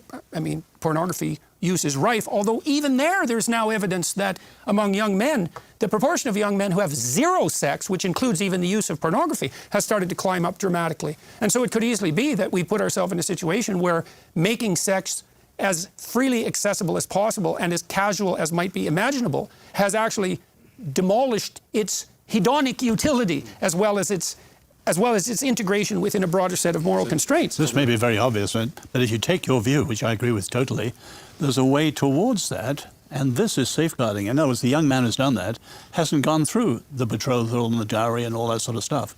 So it's a protection of the very ways that the Jews saw you had to approach marriage. Isn't there also a sort of philosophical, anthropological paradox that some of the most animal aspects of human life are also the most distinctively non-animal at the same time? So, for example, the meal. You know, no other animal has a meal, and they feed, but they don't have a meal together. So, for us, the meal, it's no accident that in great religious traditions, a meal has profound symbolism. The Eucharist is one that springs to mind, but there are many others, of course. Exactly. This is the sacred. And isn't it also true with sexual relations that this is at the same time the most animal, and yet it's a point where we distinguish ourselves from all other animals, and it's precisely, I think. I think that's an extremely wise point, also because it is the case that it's easy for the pull of our animal nature to entice us into a state of profound self-consciousness and shame, and that frequently happens, and I think it happens more often to women who sleep around casually. And we could extend that to women who sleep around casually when they're intoxicated by alcohol and wake up the next morning and think, well, just what the hell did I do? And the shame emerges. And then you might say, well, what's the antidote to that shame? And it has to be perhaps that the pull of that animal nature has to be balanced by the sacralization of the enterprise. And that is the way, and that's the way out of the shame. And hypothetically, when you read about sexual utopian communes, for example, what's lurking in the background consistently is this idea that we could just, wouldn't it be wonderful if we could just dispense with our shame of nakedness and with our sexual shame? And the proper response to that might be something like, well, you can't dispense with it. The best you can do is integrate it into a subsidiary structure and elevate it, and it's through the elevation that the shame is eradicated, but not as a consequence of the mere dispensation with shame, which isn't, I don't think, unless you're psychopathic, I don't think it's possible. One little additional thought. I have spoken on campuses by sheer coincidence on some occasions, not most, but on some. It was Sex Week, which virtually every American campus has. I assume Canadian campuses have as well. And the campus is sort of drenched in sexual discussions, exhibitions, et cetera. And I'm naive. I never heard of Sex Week. Well, you're at Hillsdale, yeah. There's no Sex Week. Yeah. If Hillsdale has Sex Week, invite me. And it was a little depressing, actually. And I think this became clear, I'm certainly not prudish on the matter, which sadly one always has to add when one discusses sex, which is a tragedy in and of itself. But in any event, I'm just thinking, and this is a wild thought, would the average student on an average campus be happier if there was a Bible week or a sex week? Just in terms of happiness. So I would also like to point out on the clinical front, just for the sake of argument, that there are markers of antisocial personality. And so that would be a proclivity towards the exploitation of others, the criminal exploitation of others. And that's a pretty stable pattern of behavior in human beings. It tends to last across the life course. It's very difficult to moderate with any psychological or sociological interventions. And there's a cloud of symptoms, patterns of behavior and thought that are associated with criminality, exploitative criminality. Predatory parasitism is the most extreme form of criminal proclivity. And one of the hallmarks of antisocial personality is multiple early sexual partners. And so the criminal types tend to engage in short-term mating strategies, and what that means is that they don't integrate their drive towards sexual gratification into any subsidiary structure. There's no long-term commitment to themselves or to other people. And I think that's very interesting that is a hallmark of antisocial personality, because it makes you wonder then if the group of persons who is pushing hard for a kind of naive sexual libertinism on the grounds of hedonism, if that's also not under what circumstances that's also not an expression of this same kind of callous exploitativeness that's a hallmark of antisocial personality. It's a perfectly reasonable technical question, because the more civilized people, the ones who are farthest from criminal behavior, are those who are more likely to engage in stable, long-term, monogamous relationships. And that's clear. That's another example of this bottom-up propensity, right? There's a biological reality there too. So you might say, well, the biological reality is that we're propelled by our lust, the biological drive, but it's way more complicated than that. There's also a drive towards the integration of sexuality into a higher order pattern of being that's much more stable and much more likely to be reproductively successful, for example. So psychopathy is 3% of the population. It's not a great reproductive strategy. It works better than it's better than not having sex at all. But it's not a good long-term stable reproductive strategy. Can I ask about the next verse, 17? If the father refuses to give the maid over in marriage to the man, he has to pay money according to the dowry of virgins. What's going on there? Well, it means that she is still not forced to marry him. He entices her, he has to marry her. But what if the family refuses? And almost all of history, in every civilization until the modern, the family determined your spouse. So she's not forced to marry the man. That's what it says. And the money is as if... But he still has to pay a penalty. Right. 22:18, and let's do 22:18 and 19 together. Sure. Thou shalt not suffer a witch to live, and whosoever lieth with a beast shall surely be put to death. So, anyone want to tackle the witch? Oz had a good insight on this, and maybe you should want to show how they relate to each other. I got it from the rabbis and Leon Kass. Yeah, cool. In other words, again, your idea that the death penalty is not for everyone, that's important here. But Leon Kass says, we've come from Egypt and we're going to Canaan. And both of them destroy the boundaries. So you're made in the image of God. You are God-like, so you're not an animal. All you said about that is right. You're not an animal. But you are God-like, but you're not God. Now, the Egyptians were ones who destroyed the boundaries upwards through the mastery of technology and rationality. And the Canaanites were the ones who destroyed the boundaries downwards. So the Egyptians... Explain how did they do that? The Canaanites? How did they do that? The Canaanites? It's in that book you're talking about. What? Yeah, through wild sexual frenzies, Dionysian festivals, and so on. So a sinking back into unthinking animal nature. Irrational and so on. In other words, the boundaries are there because we're made in the image of God, and one way we try and break them is through the mastery of technology. We become gods. You think of Yuval Harari and people like that today. And what you're describing, the hookup culture, is the opposite. You destroy the boundaries downwards and just indulge our animal nature. When you say technology, you mean embalming and... Well, in this context, presumably it would be sorcery is an attempt. I mean, the desire to control the world in a godlike way through power. And then remember, Moses' opponents were sorcerers in Egypt. So the idea would be that it's two verses that are related to each other. One which is, do not make yourself like a god and try to control the world through power, but then also do not become like an animal and join yourself with an animal. And it's explicit, right? Don't have sex with animals, but it also brings about just the notion of don't let yourself fall into that animal state at the same time. And why would you associate specifically the prohibition against allowing a witch to live? Are you associating not a witch? John should come in here. No, this is the Egyptian sorcerer who was the secret arts. They are related, though. You're right. But it's important to say. Both destroy boundaries. Yeah. But it's important to say. I mean, this is maybe a little bit of a tangent, but for people who watch and will have been told the worst aspect of history, Christian witch burning is very much misunderstood by most people. In fact, witch burning was a pagan practice. It wasn't just something that you find in the Bible, but witch burning was a Roman practice. And in fact, in the transition into Christianity, witch burning was prohibited. We never find any witch burning in Constantinople. And witch burning is prohibited in the West. For example, Charlemagne made a funny statement. He made it into a joke. He said, if anybody burns a witch, they will be burned alive. And so it's only in the very early modern times that witch burning comes back. So 16th century. Sorry? Why is that funny?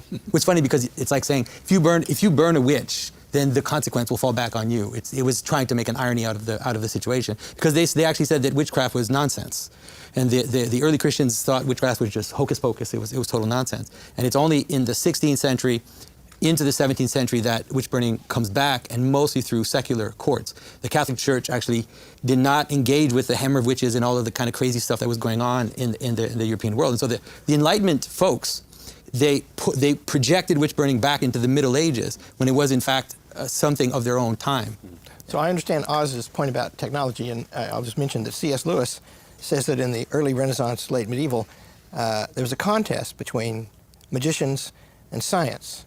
And they wanted the same thing. They wanted to control nature. They wanted to overcome God, and that magic was impotent and science was strong, and so it replaced it. This is Keith Thomas's thesis, I think, isn't it? But I think this double drive, mastery and merging, is so strong today. And you know, the rationalist, secularist, man as God, and on the other hand, the merging. No, you're right. It's very interesting Destroy way to every boundary. conceptualize No binaries. Yeah, well, it's a degeneration into chaos on the one hand, Exactly. and an And I elevation think this is into a where kind we of are today. rigid technocracy on the other. Yeah, and we do see that playing out in our culture with the increasing. Quite a bit as human beings, where we will devolve human beings, if that's appropriate. We will make ourselves less human, and then act like animals and do animal-like things. This is partly why, both in the philosophical traditions and also in the religious traditions, at least the Judeo-Christian tradition, you have an animal part, which is your animated kind of body and so on and so forth. But then you're a rational animal. You're different than the other animals. You have the image of God. We are all created on the sixth day, but it is only humans that have God breathe into them and create them, and so on and so forth. So we're made in God's image. The image language is only used of humans, not animals. And then we have the complete opposite, as was said, where people promote themselves to deity, essentially. And we have this in the ancient world, but I think we also have this in the modern world. Quite a bit, I think we have this in the modern world. We act, for example, like we're the only things that exist. We act, if God doesn't exist, then we are the primary sort of thing in creation. And so therefore, we create in these ways. Science has no bounds, no ethical, moral bounds. So we talk about things like genetic manipulation towards a certain end. We talk about cloning. We talk about growing babies in artificial wombs, and things of this sort. And some of that might have good use to it, but you better believe that totalitarians will take that and run with it and do all sorts of crazy stuff, which is typically the case.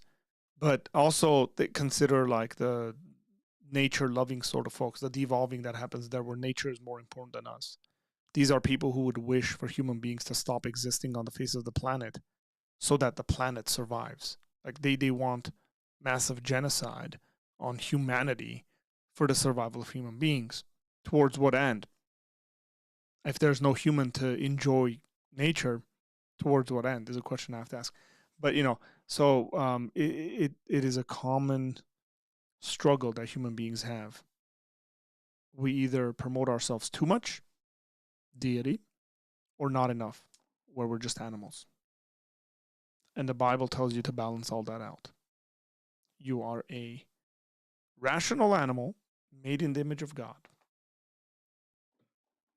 Proclivity of globalist utopian leaders to adopt a top-down Tower of Babel approach, and also the insistence that we merge back into an undifferentiated nature on the hedonistic side. Exactly. So instead of, that's a chaos, excessive chaos and excessive order problem this is as what well. C.S. Lewis called the abolition of man in, I think, one of the great works of the 20th century. It's a rather small text, but it is a but it's I think a prophetic work. And you read it in light of the boundary issue that Oz is laying forth. Yes, it's a pronounced critique of relativism and subjectivism. So it starts off with a reference to Coleridge, and it's a passage taken from a school book, a textbook at the time, exactly for the 1940s. I think they've actually discovered which textbook it was. And Coleridge is describing the appearance of a waterfall and criticizing the one observer who says that the sublime waterfall is pretty. And Coleridge makes the point, no, this is an error. And in the textbook that Lewis is criticizing, the view is, well, of course this is absurd because we merely project our feelings onto the universe. There is no objective reality about it in the way that Coleridge was claiming. Now, this is Lewis's starting point as a critique of a society that has lost a sense of objective order, has lost a sense that the facts of the world are suffused with values and objective values. And he sees that as leading, on the one hand, to this sort of deracinated subjectivism, but also at the same time an obsession with technology and control and a destruction of the sense of the human. So that, hence the title of the book, The Don't Abolition you think of we are Man. even more radical today? So relativism, emotivism, but constructivism, it's an explicit assault on creation. No, it's more than an assault on creation, because the consequence of that subjectivism is not only, as far as I can tell, the inevitable demolition of the sacred order, but also the demolition of the scientific order.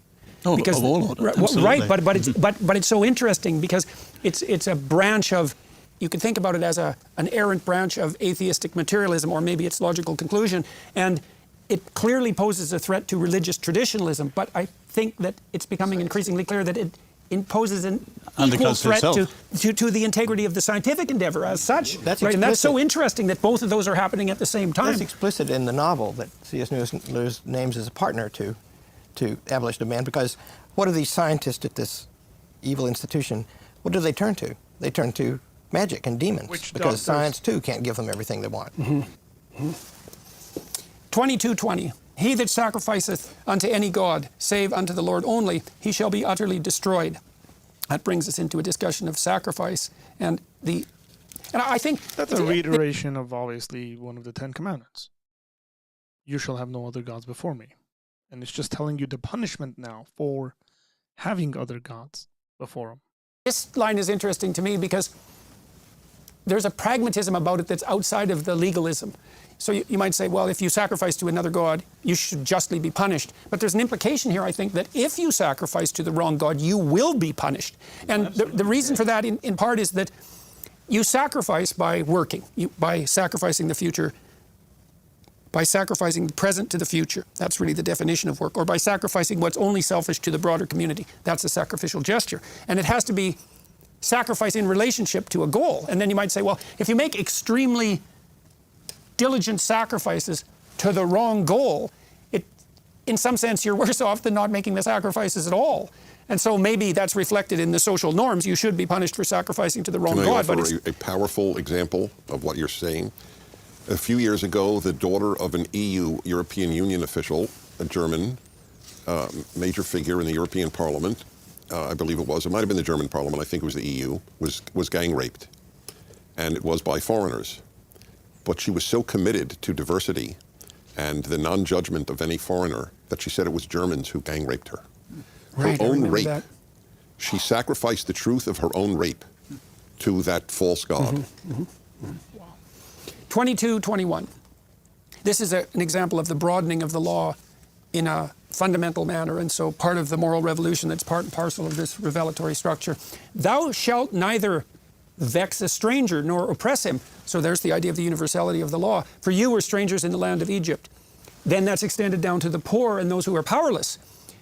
Ye shall not afflict any widow or fatherless child. If thou afflict them in any wise, and they cry at all unto me, I will surely hear their cry, and my wrath shall wax hot, and I will kill you with the sword, and your wives shall be widows, and your children fatherless. The people who dump on the Bible should have to answer where else there was a law that you must not oppress the foreigner, the stranger. Foreigner, the widow, the poor. It's a pretty nice list there.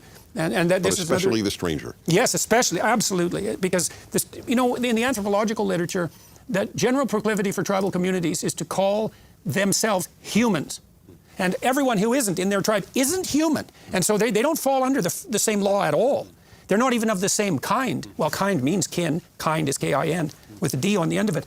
Why would the law extend to those who are not of your kind? And so you see a glimmering, well, more than a glimmering here of that. You see an injunction that in some fundamental manner the stranger is entitled to the same protection as your own kin. Yeah, that is, it's almost impossible to understand how revolutionary that is. It's the invention of humanity, and it provides the conceptual structure and foundations for modern notions of human rights, surely, including Enlightenment nations. Right. Another argument for the divinity. I just had to throw that in. Yeah, well, it's at minimum an argument for the emergence of something that looks like an implicit universal moral order.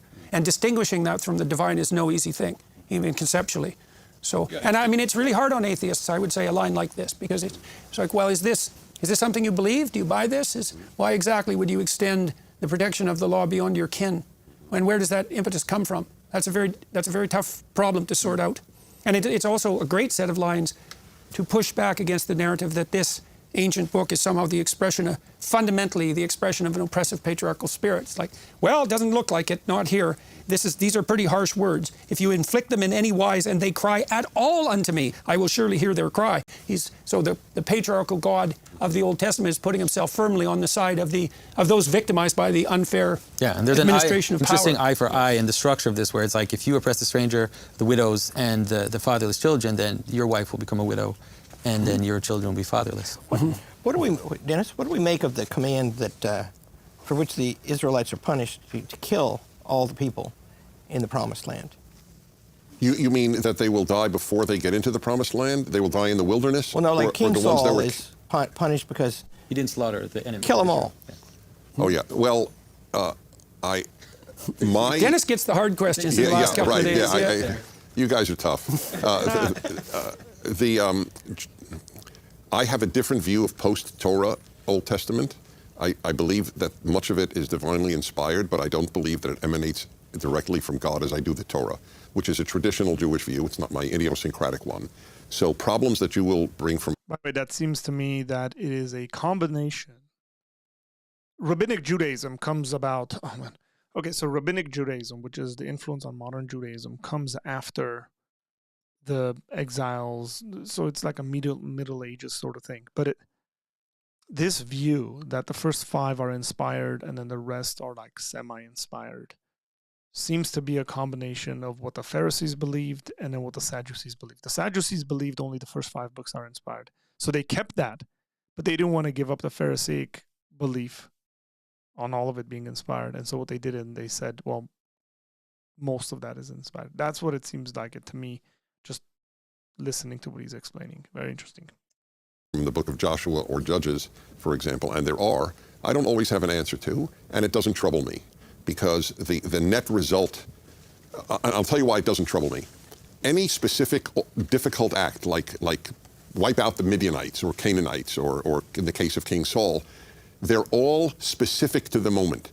If the Hebrew Bible ever said, Jews, I want you to wipe out everyone that you ever fight with, all their children and all their wives, I would not be a believer, and not at this table. Well, there's another issue there. That's why you get the hard questions, by the way. You can answer them. That's relevant, too. Thank you. Yeah, well, one of the things, so when I had my debates with Sam Harris, and this is something that Sam used to do, sort of a postmodern trick, but it's a good one, is to say that I make the case that there's an emerging moral order, let's say, in the Old Testament. He says, well, you're just reading into that, right? It's just a projection.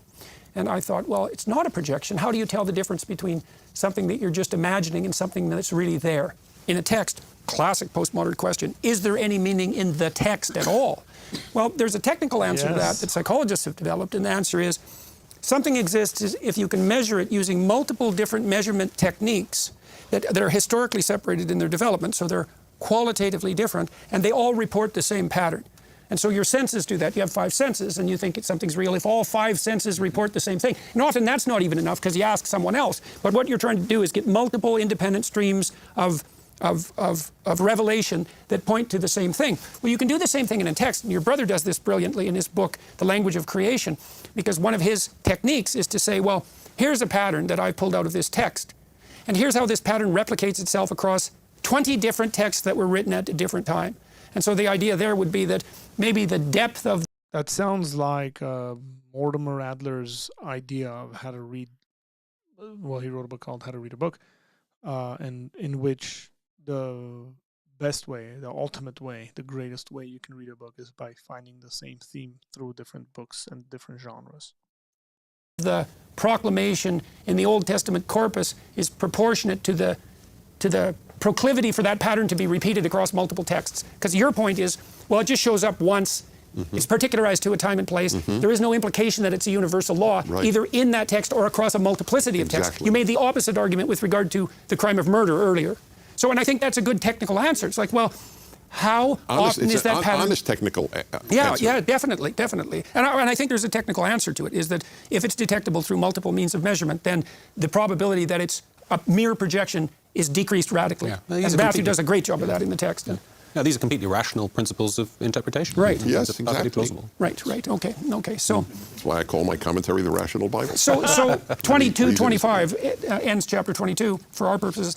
This is a complicated one because we're in a society now that charges interest. If thou lend money to any of my people that is poor by thee, thou shalt not be to him as a usurer, neither shalt thou lay upon him usury. The Mohammedan world, the Islamic world, has taken a similar idea to an extreme. Their economic systems aren't reliant on the use of money lent at interest. Which is true in Christendom until the Reformation. Right. In the Christian tradition, you were not allowed to lend with interest within the Christian world, and it's only Calvin, I think, who changed that. Okay, and so all kinds of ways around that, though, right? Islamic finance has Yeah. Well, there has to be ways around it. But the question is why? That's the question. Why was it important for the early Christians, even though people would always get around whatever rule you put? Well, and why is it so there they wouldn't in be the mafia text? dons. It's like, pay me 25%, next week, or I'll break your legs. That's a bad extension of that property. And maybe if you can set up a system where that's constrained and regulated, then. But this is a pretty stark. It seems like a stark prohibition. And so, for loaning to the very poor, and not for those who will use the money you loan them to do a business with.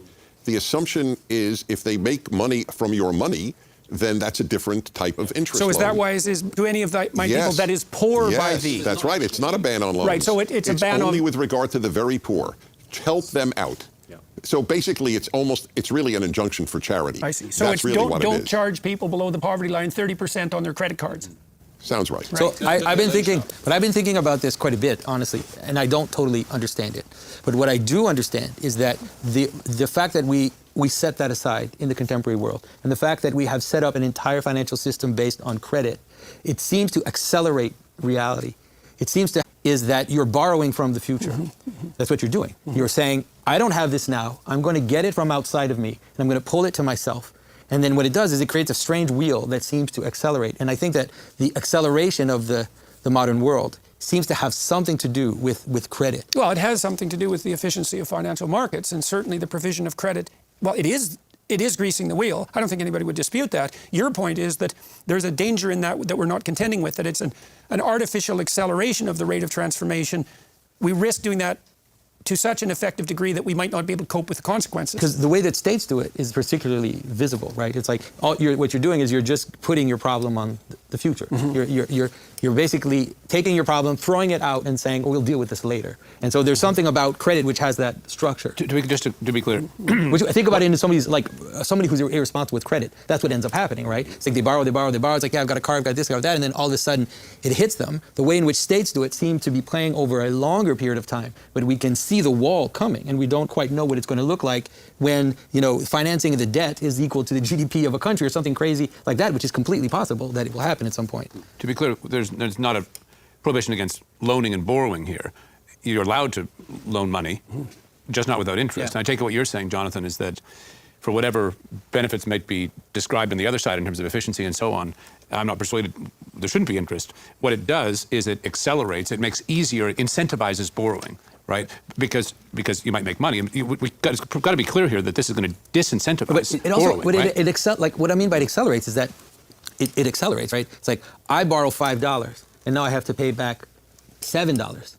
So I have to produce more than what I needed in the first place in order to pay it back. So think about that cycle. If you make it into a system, it creates a cycle that just will necessarily accelerate. Well, enormous service has been done on borrowed money and fortunes made. So I think Dennis's distinction is fundamental, right? If you live on your credit card so you can party more, that'll bite you. I mean, I have a credit card. I'm just trying to understand why Christians would have banned this for 1,000 years.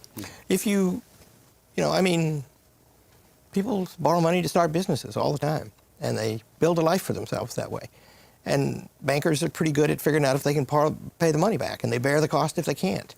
So that, it's different than usury, running up your credit card bills, right? And it's different from loaning money to people can never pay it back and enslaving them permanently as a consequence. And Dennis says, according to the Torah, that if you loan money to people that can't pay it back, that the poor people, you can't charge them interest. Because Well, in that's that what it case, says. That's the law in we that just case, read. it's not an investment, right? Right. But has there ever been a practice that Jews amongst themselves do not loan on Well, with it's interest? fascinating you should ask.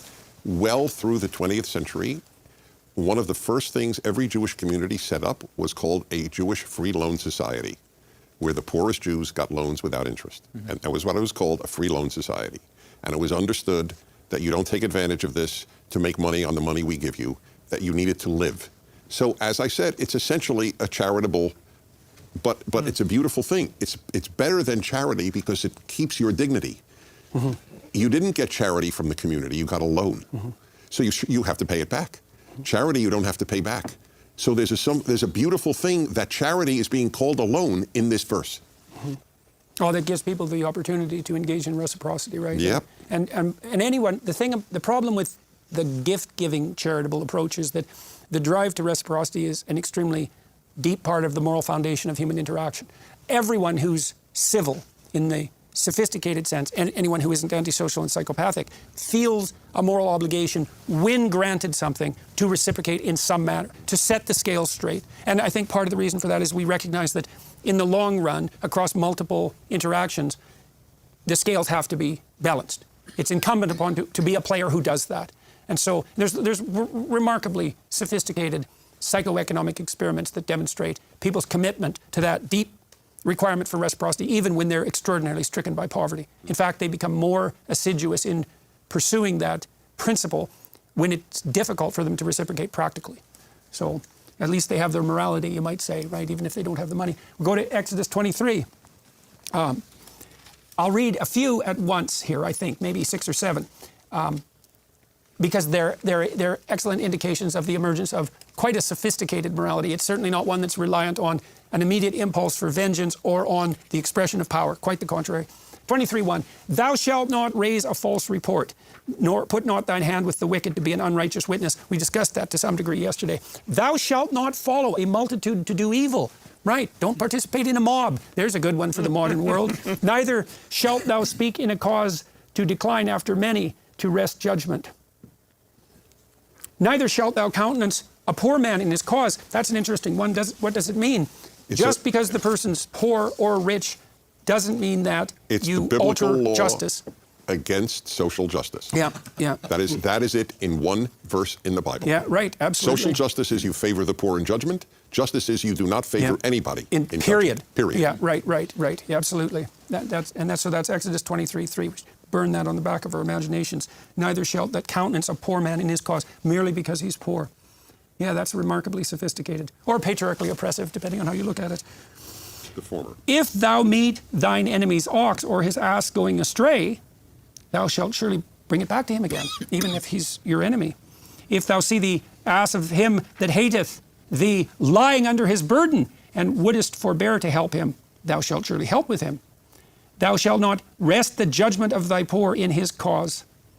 Keep thee far from a false matter, and the innocent and righteous slay thou not, for I will not justify the wicked.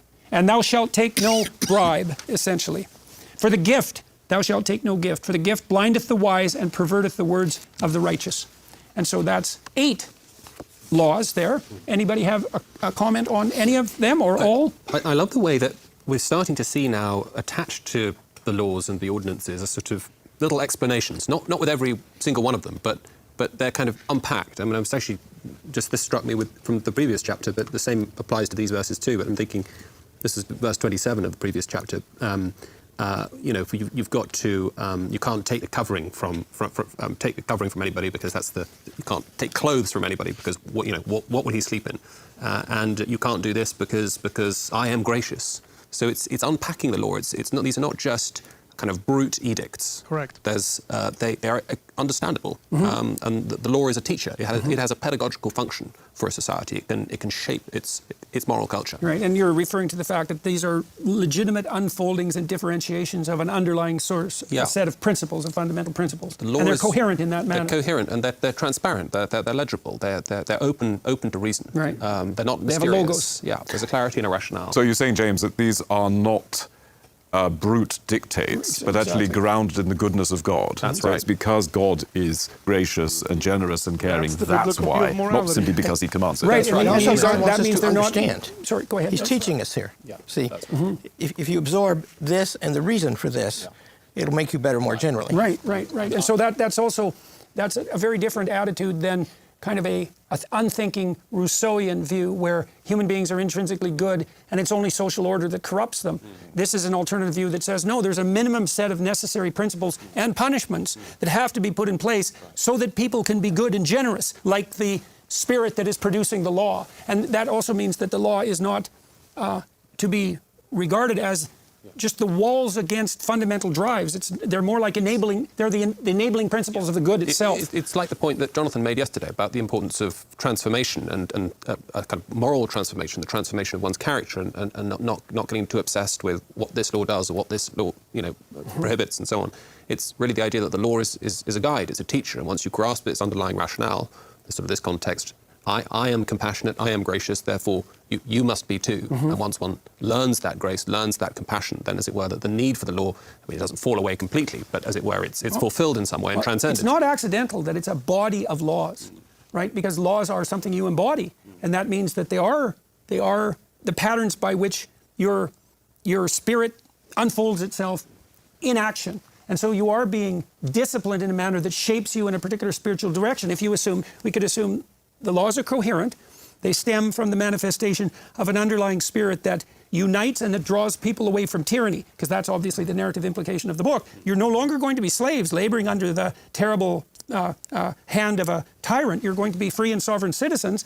But here's the necessary set of principles that you have to abide by to both become that sort of people and to organize yourself socially. That's the essence of covenant. They constitute you. And that's And why would you say that's the essence of covenant? Because the covenant is constituting them in every way. They're making promises, and as you see, this is the framework, the guide, the pedagogy, and so on.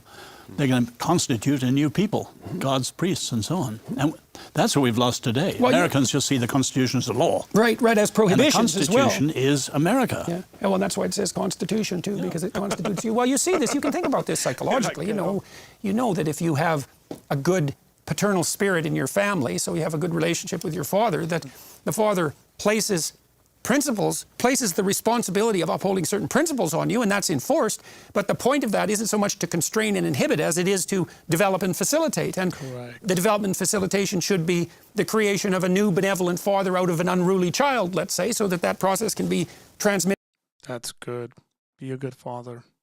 Down the generations. And I mean, one of the things you do with children, if you pay attention to them, is judiciously, encouragement is partly the judicious use of prohibition. It's like, no, you can't do that, kid. That's beneath you. It's truly beneath you. That has to come to a stop. It's not going to work out well for you. It isn't going to help you become the sort of person that I know you are and could be. And that does require judicious prohibition. But it's not the imposition of a tyrannical force against the creative, the creative spirit of the child. It's the pathway that creative spirit has to tread in order to become fully manifest. Well, it is somewhat tyrannical, and I defend it. Love your neighbor as yourself. I am the Lord. I am the Lord telling you to do this. And the reasons that the midwives did not kill the Jewish male babies that were born was because they feared God. And they, as I add, didn't fear Pharaoh. There is an element of quote-unquote tyranny to goodness. But is it authority or backup? But you're using that rhetorically in some sense. I mean, you mean authoritative. I do. Yes. So okay, and so we agree on authoritative. Absolutely. Meaning that there's an authority. Yeah, but authority also includes the possibility that it's a coherent, like it's authoritative in the sense that it actually constitutes the right way to be. It's not just like someone says do this because I said so. Well, yeah, but we assume that God knows what He's saying. I mean, without that assumption, this whole enterprise is pointless. It's authoritative. We assume God knows what's best. This is covenantal, not a dictatorship, because the people buy in. It comes from the Lord. Well, yeah, they did. This was something that we raised tangentially yesterday. Did they buy in? So here's a beauty for you from the Midrash. That is the Jewish philosophical tales of at least 2,000 years of age. God held Mount Sinai over the heads of the Jews and threatened to drop it on them if they didn't accept the Torah. That is an ancient Jewish famous midrash, one of my favorites, because I can't imagine people saying, what a great idea, especially men, do not commit adultery, man, sign me up. Do not steal. Gee, I'm on board with that. According to a fantastic course on the history of the Catholic Church I listened to on recordings, the thing I remember best was he said how difficult it was for the Catholic Church to convert the Germanic tribes. They were the last ones. And you know why? When they said, so if we become Catholic, what do we have to do? Well, for one thing, you can't murder. You can't kill. and they go, what are you talking about? We're out. That's how we operate. We operate on killing. So of course, there's an element of a fear of God that has to take place. I think you can have that while maintaining the notion of voluntary, I wouldn't say compliance, voluntary participation, because I think that one thing that's being missed here is that these laws are given, and it's the way Exodus 20 starts. Right? It's very important to pay attention to the way Exodus 20 starts, because it's the beginning of the law, right? And I'll read to you exactly how it starts. Here's what it says.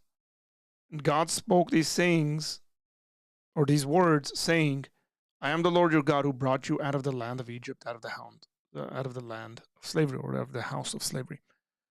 And so the entire, you could say, endeavor, the entire response to God that they're reading, is out of that. It's God has rescued me, and so therefore I'm going to be his. And therefore I'm going to commit myself to these rules, to these ways of operating. And I wish they focused on that a bit more.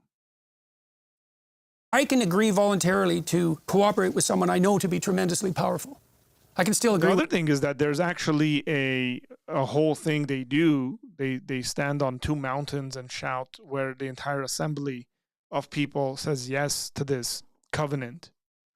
And then throughout Israel's history, there's covenant renewal ceremonies, which means the people fall away from the covenant, they live against the covenant, and then they come back and renew themselves into the covenant. So it's very clearly voluntary. Any one of these people could get up and go and live amongst a neighboring nation according to the neighboring national laws. They could. So, I no longer want to be an Israelite. With it voluntarily. And so you can still have that authority lurking in the background, and even the fear of that authoritative spirit, let's say, without that necessarily compromising the fact that it's voluntary. If we had signs up on the roads, forgive me, I know I'll forget this. If we had signs up on roads, everybody agrees that there have to be traffic laws. No one would differ with that. But if we drop traffic laws or penalties for violation of them, and we just put up signs, drive carefully, or drive however your heart deems appropriate driving to be, it would be mayhem.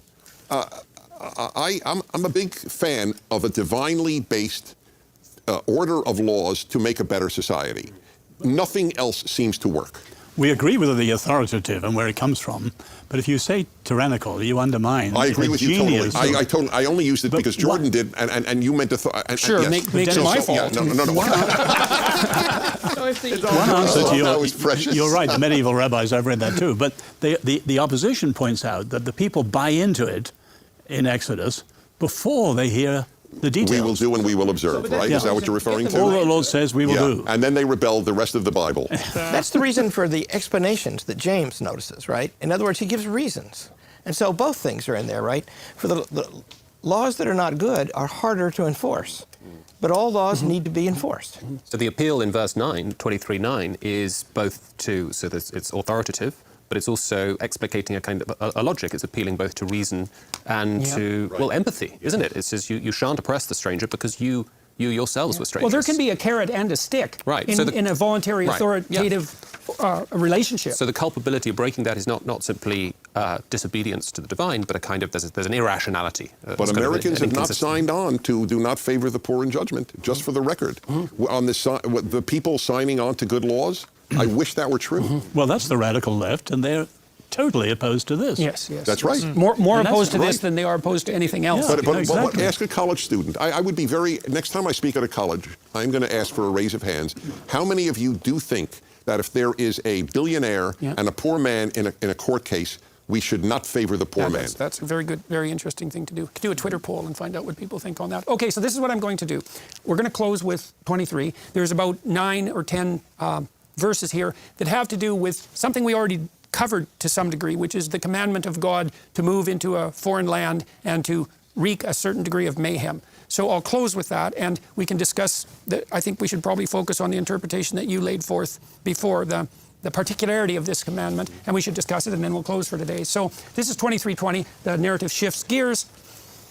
Behold, I send an angel before thee, speaking to the entire people of Israel, to keep thee in thy way, and to bring thee into the place which I have prepared. So that's the land of milk and honey, right, that the Israelites are journeying towards. Beware of him and obey his voice. Provoke him not. So the question is, what is this angel? For he will not pardon your transgressions, for my name is in him.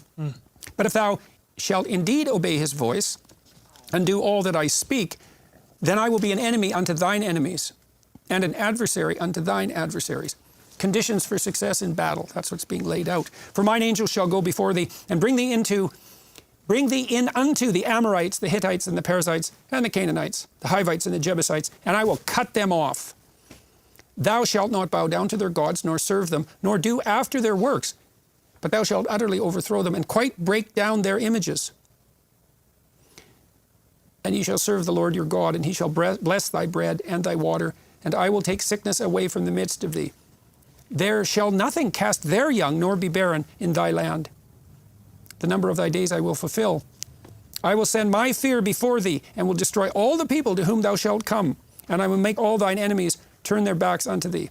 And I will send hornets before thee, which shall drive out the Hivite, the Canaanite, and the Hittite from before thee. I will not drive them out from before thee in 1 year, lest the land become desolate and the beast of the field multiply against thee. But little and little I will drive them out from before thee, until thou be increased and inherit the land.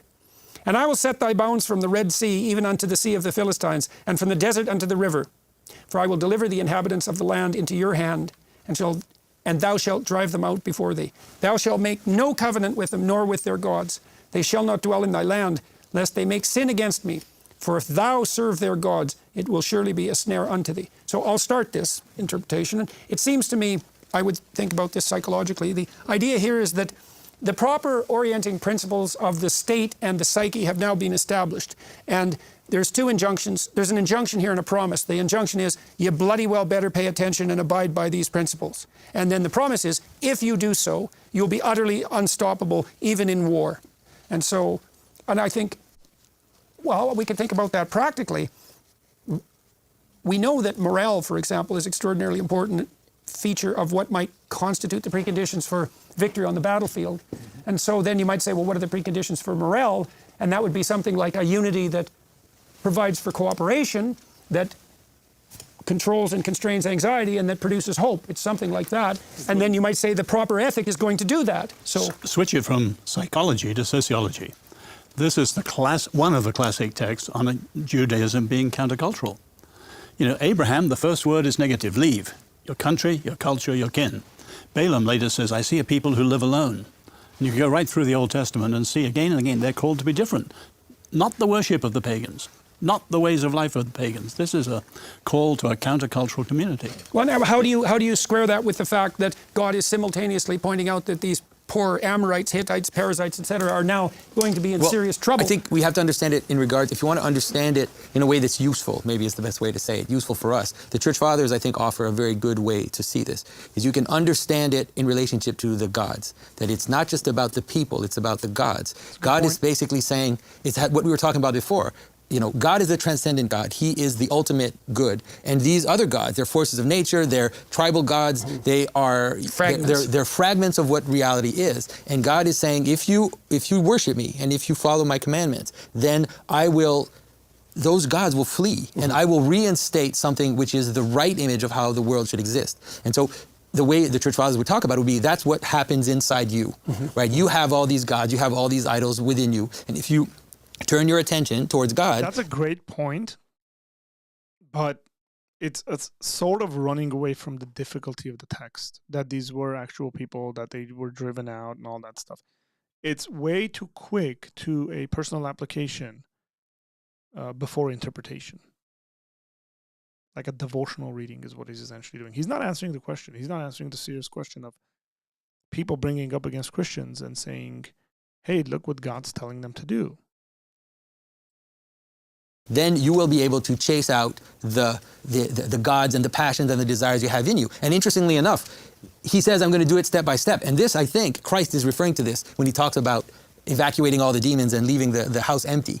You know, it's something you have to do little by little. You can't just, even in yourself, and you know people that have tried to do that. It's like, well, I'm going to stop smoking and drinking and all this at the same time. And then you're like, yeah, watch what's going to happen. You're going to be desolate very soon. And that the transformation has to happen in an organic, progressive. I really think Christ is referring to this when he talks about this idea of getting rid of all the demons and leaving the house empty. It's something. By the way, there's nothing in the text that would suggest that. Like, that's fine. Jonathan can believe that. When Jesus speaks about a demon being cast out and they go and wander the desert and desert places and they whatever come back, or a stronger man goes in there and cleans the house out, or takes the other man out and then cleans the house out. So, like, nothing in there seems to me to suggest that this is a parallel passage. I get he sees the similarities, like I see the similarities, but I don't know textually whether there's that kind of a parallelism going on. That has to be done slowly and progressively. Okay, well, I'm going to bring our discussion to a halt at that point. That's actually a very nice end point. We're at the end of chapter 23, so we can progress to 24 tomorrow. It's exactly on the 2-hour mark, so that's a lovely conjunction of time and content. And so thank you, gentlemen. Douglas, very good to see you again. To all of you who are watching and listening on the Daily Wire Plus platform and wherever else you can access this content, thank you very much for your time and attention. To the Daily Wire Plus crew who make this possible, onward and upward, and we go to chapter 24 and episode 12 tomorrow. Thank you, gentlemen. Thank you. Thank you, gentlemen, and Jordan Peterson. Appreciate that. Well, folks, that's the end of that conversation. It's 4:03. I think I can spare about 10 to 15 minutes before I head on to take my kids to their soccer practice. So, drop a comment.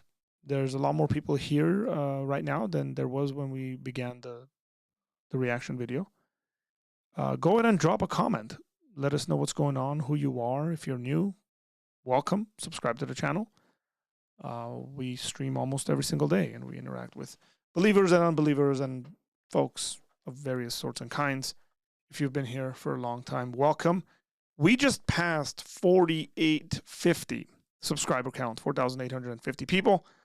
We're 150, actually 148 last I checked. Away from 5,000, and when we hit 5,000, we're gonna have a bash.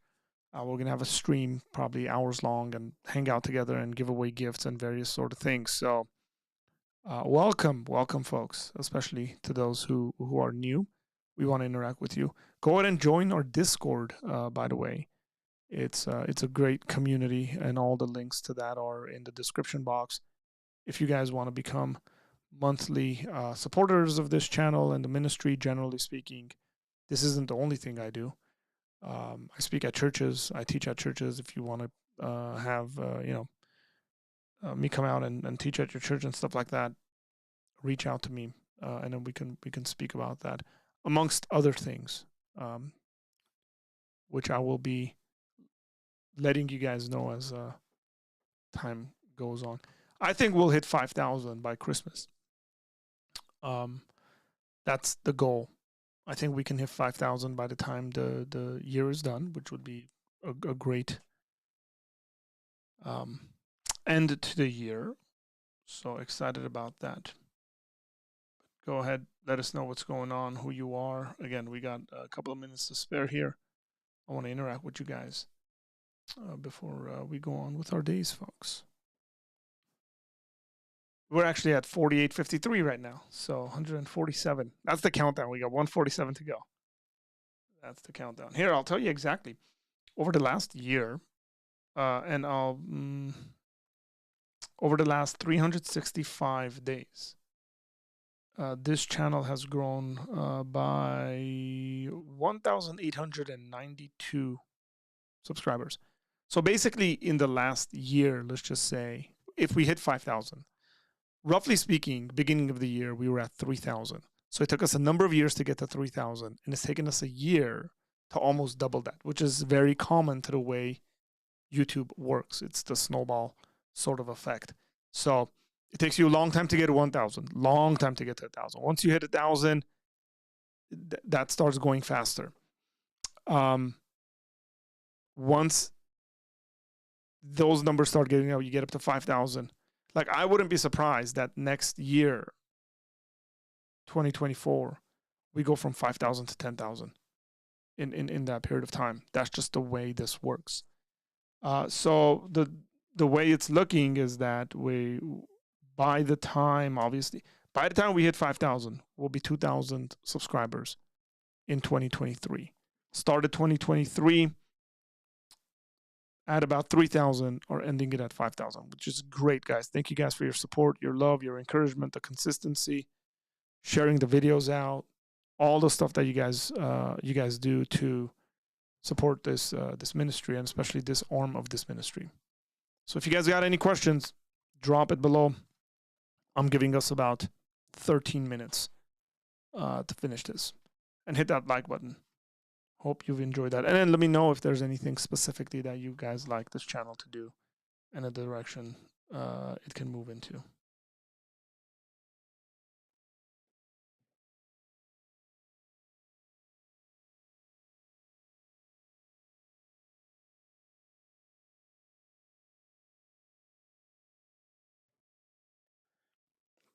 Joshua says, do you have a home church? I do, Joshua. I attend a church called Anchor Church here in Southern California. It's actually in North Hollywood, California. I've actually had my pastor on, and we've had a discussion. He was a great friend of mine. I'm one of the elders at our church. I'm one of the teaching elders at my church. I'm very involved in my church community. I lead Bible studies. I co-lead a Bible study with a good friend every Thursday night. Men's Bible study. I disciple people from my local church. So very, very involved. That's the church I became a Christian in and have grown in, and my community is there. Highly encourage that people have local church communities they're a part of, they serve in, they have people who disciple them, and they disciple people in those churches. So yes, I absolutely have a home church. Thank you for that question. Quite often, it seems to me that there's a lot of people that might be on the internet who are detached from a local church, and that's a problem. Okay. Where do you think the historical part of the Bible starts? There are many different perspectives as to this question. Where do you think the historical part of the Bible starts? Well, I think the historical part of the Bible is from the beginning. Genesis 1, I think, is the historical part of the Bible. But I don't think historical events are necessarily told to us always in a narrative historical fashion. I'll give you an example. I think that the book of Job is a historical book. What do I mean by that? I think Job was a real person that lived, that went through those situations. I don't necessarily think the retelling of the book of Job is told to us in a narrative, purely historical fashion. How do I know that? Because from the beginning, the book of Job was not seen as a narrative. It was seen as poetry and wisdom. And when it comes to poetry and wisdom, you're going to get certain aspects of it being told to you, not in a very literal narrative sense. So the doubling of his wealth, the doubling of, all the stuff towards the end of the story and everything that's there, I think are the poetic aspects of Job's story. So that's a historical thing I see. And I would put like Genesis amongst certain portions of Genesis along those lines. So I think it's historical, but I don't think it's being retold in a necessarily historical sense. And I get there's many perspectives, but that's my personal view. Josiah, what's going on? Jonathan made a good point about the gods. You're right that this needs way more unpacking.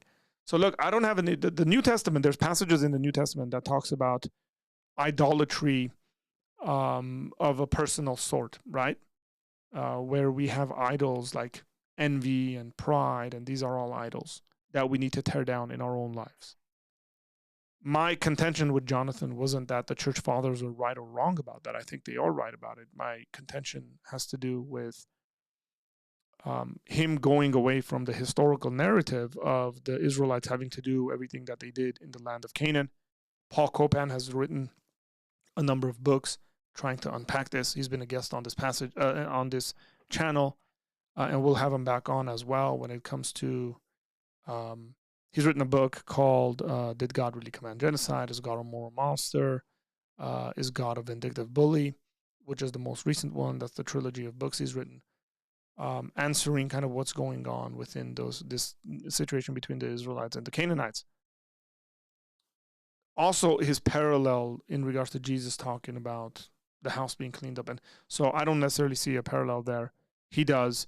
I don't think in the New Testament when Jesus is saying that words, there's any suggestions of that passage being in his mind. Usually, there will be a hint or a quotation within a certain text that makes you say, yes, that's the parallel passage, and I don't think that exists. But yeah, I get what he's doing and why he's doing it. It's not uncommon. SCM, have you considered doing a Bible study here on your channel?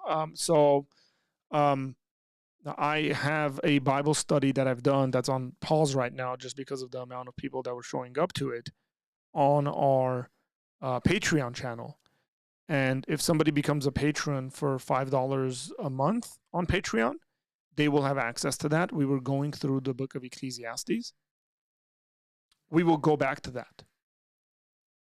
So if anybody is interested in Bible studies, go sign up on Patreon for as little as $5 a month, and you will get access to all the Bible studies that we've done. And then we're going to come back to it maybe at a different time so that everybody can make it and we can continue on. And those are live Bible studies I do over Zoom, and then they're recorded and then we put it on Patreon. So, and if somebody doesn't want to, then yeah. If that somebody doesn't want to pay for their Patreon membership, you can also become a member on Patreon, unpaid, and you get access to a bunch of stuff on there as well.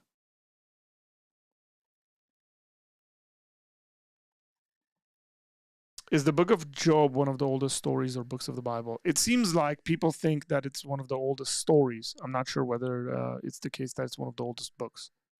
But story-wise, it seems like it's one of the oldest ones. Michael Heiser as well, Unseen Realm. I didn't know that. Does Michael Heiser see a parallel in between those things? Look, I could be wrong in that. Jonathan could be the guy who's right on it. So, or Jonathan and Mike Heiser. I didn't know that. So appreciate that comment. I'll look into that.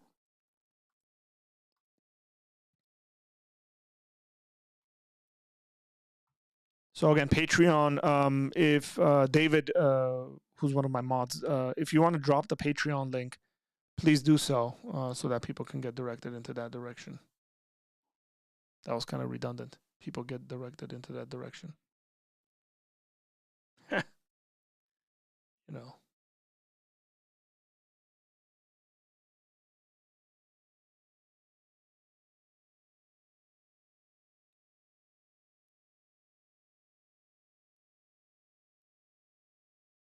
And then I'll look at it right now to see if there's any live, like on the spot, people signing up on Patreon. I'll let you know. So far, no one. But yes. And we appreciate everybody that's supporting us via Patreon, guys. Really do appreciate it. And please continue to do so. If you know people that might be interested in supporting a ministry like this and they don't want to do it through Patreon, there's various ways that they can do it. Apologia Center, again, it's not just a YouTube channel. It's a broader organization. We're a nonprofit organization, and we focus on apologetics and the various things that come with doing that. So check out our website. If you want more information, you can email me at info@apologiacenter.com, and we'll continue. If there's churches and pastors that might want to partner with us and, you know, if they want to see us as a part of their kind of missions outreach, we'd love for that. So let us know. I appreciate your thoughts and responses. What do you see as the biggest challenge to modern discipleship, and what is the solution to it? Ooh, that's a really good question. I've been thinking about this for the last week or so.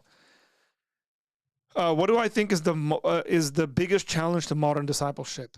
Thinking that success comes in big groups and in the hype, and churches producing that. Show up to Sunday, we got 2,000 people, smoke machines, lights, excitement, loud music. That's like what it looks like. That's the biggest challenge, because that attracts people, that gets people hyped, and they're like, cool, I want to go to an event and stuff like that. What is the solution to it?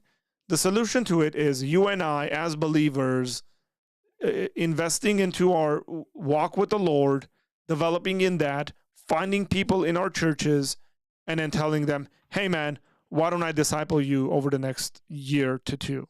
Let me pour into your life. Or if you're not in that place, you approach someone who's more mature than you and you say, hey, can you disciple me? I want to be like you. I want to know the Lord the way you know the Lord. And that would solve this issue. Let us remember, I spoke about this very quickly on Sunday at our church, but let us remember that Jesus has called us to a life of discipleship. He says, go and make disciples of all nations. And that is our responsibility, yours and mine, to make disciples, make students. And so what we do is we invest in that. We pull people aside and say, hey, can I have that role in your life? Would you provide that kind of respect to me? And then you do it. Do not fall victim to the hype. Do not fall victim to the excitement and all that stuff and thinking that's what Christianity is about. Christianity is about discipleship. If you're at a big church, that's fine. There's more people you can disciple, and there's more people that could disciple you. But make sure that you know it's about discipleship. Okay? Excellent point. Excellent. Okay, folks. Well, I got to go. I love you guys, but I love my kids more. As I should. I think that's a proper placement of priorities. Thank you for being with us today. I will be streaming tomorrow as well. So make sure that you join us for that. Tomorrow is Tuesday, so we will do a live Q&A. People can call in. People call in via Discord now. And we have multiple ways they can call in and we can have conversations. So with all that said, appreciate you guys. I hope to see you guys here tomorrow. 2 p.m. is the time, West Coast time. Take care. God bless you. See you guys tomorrow.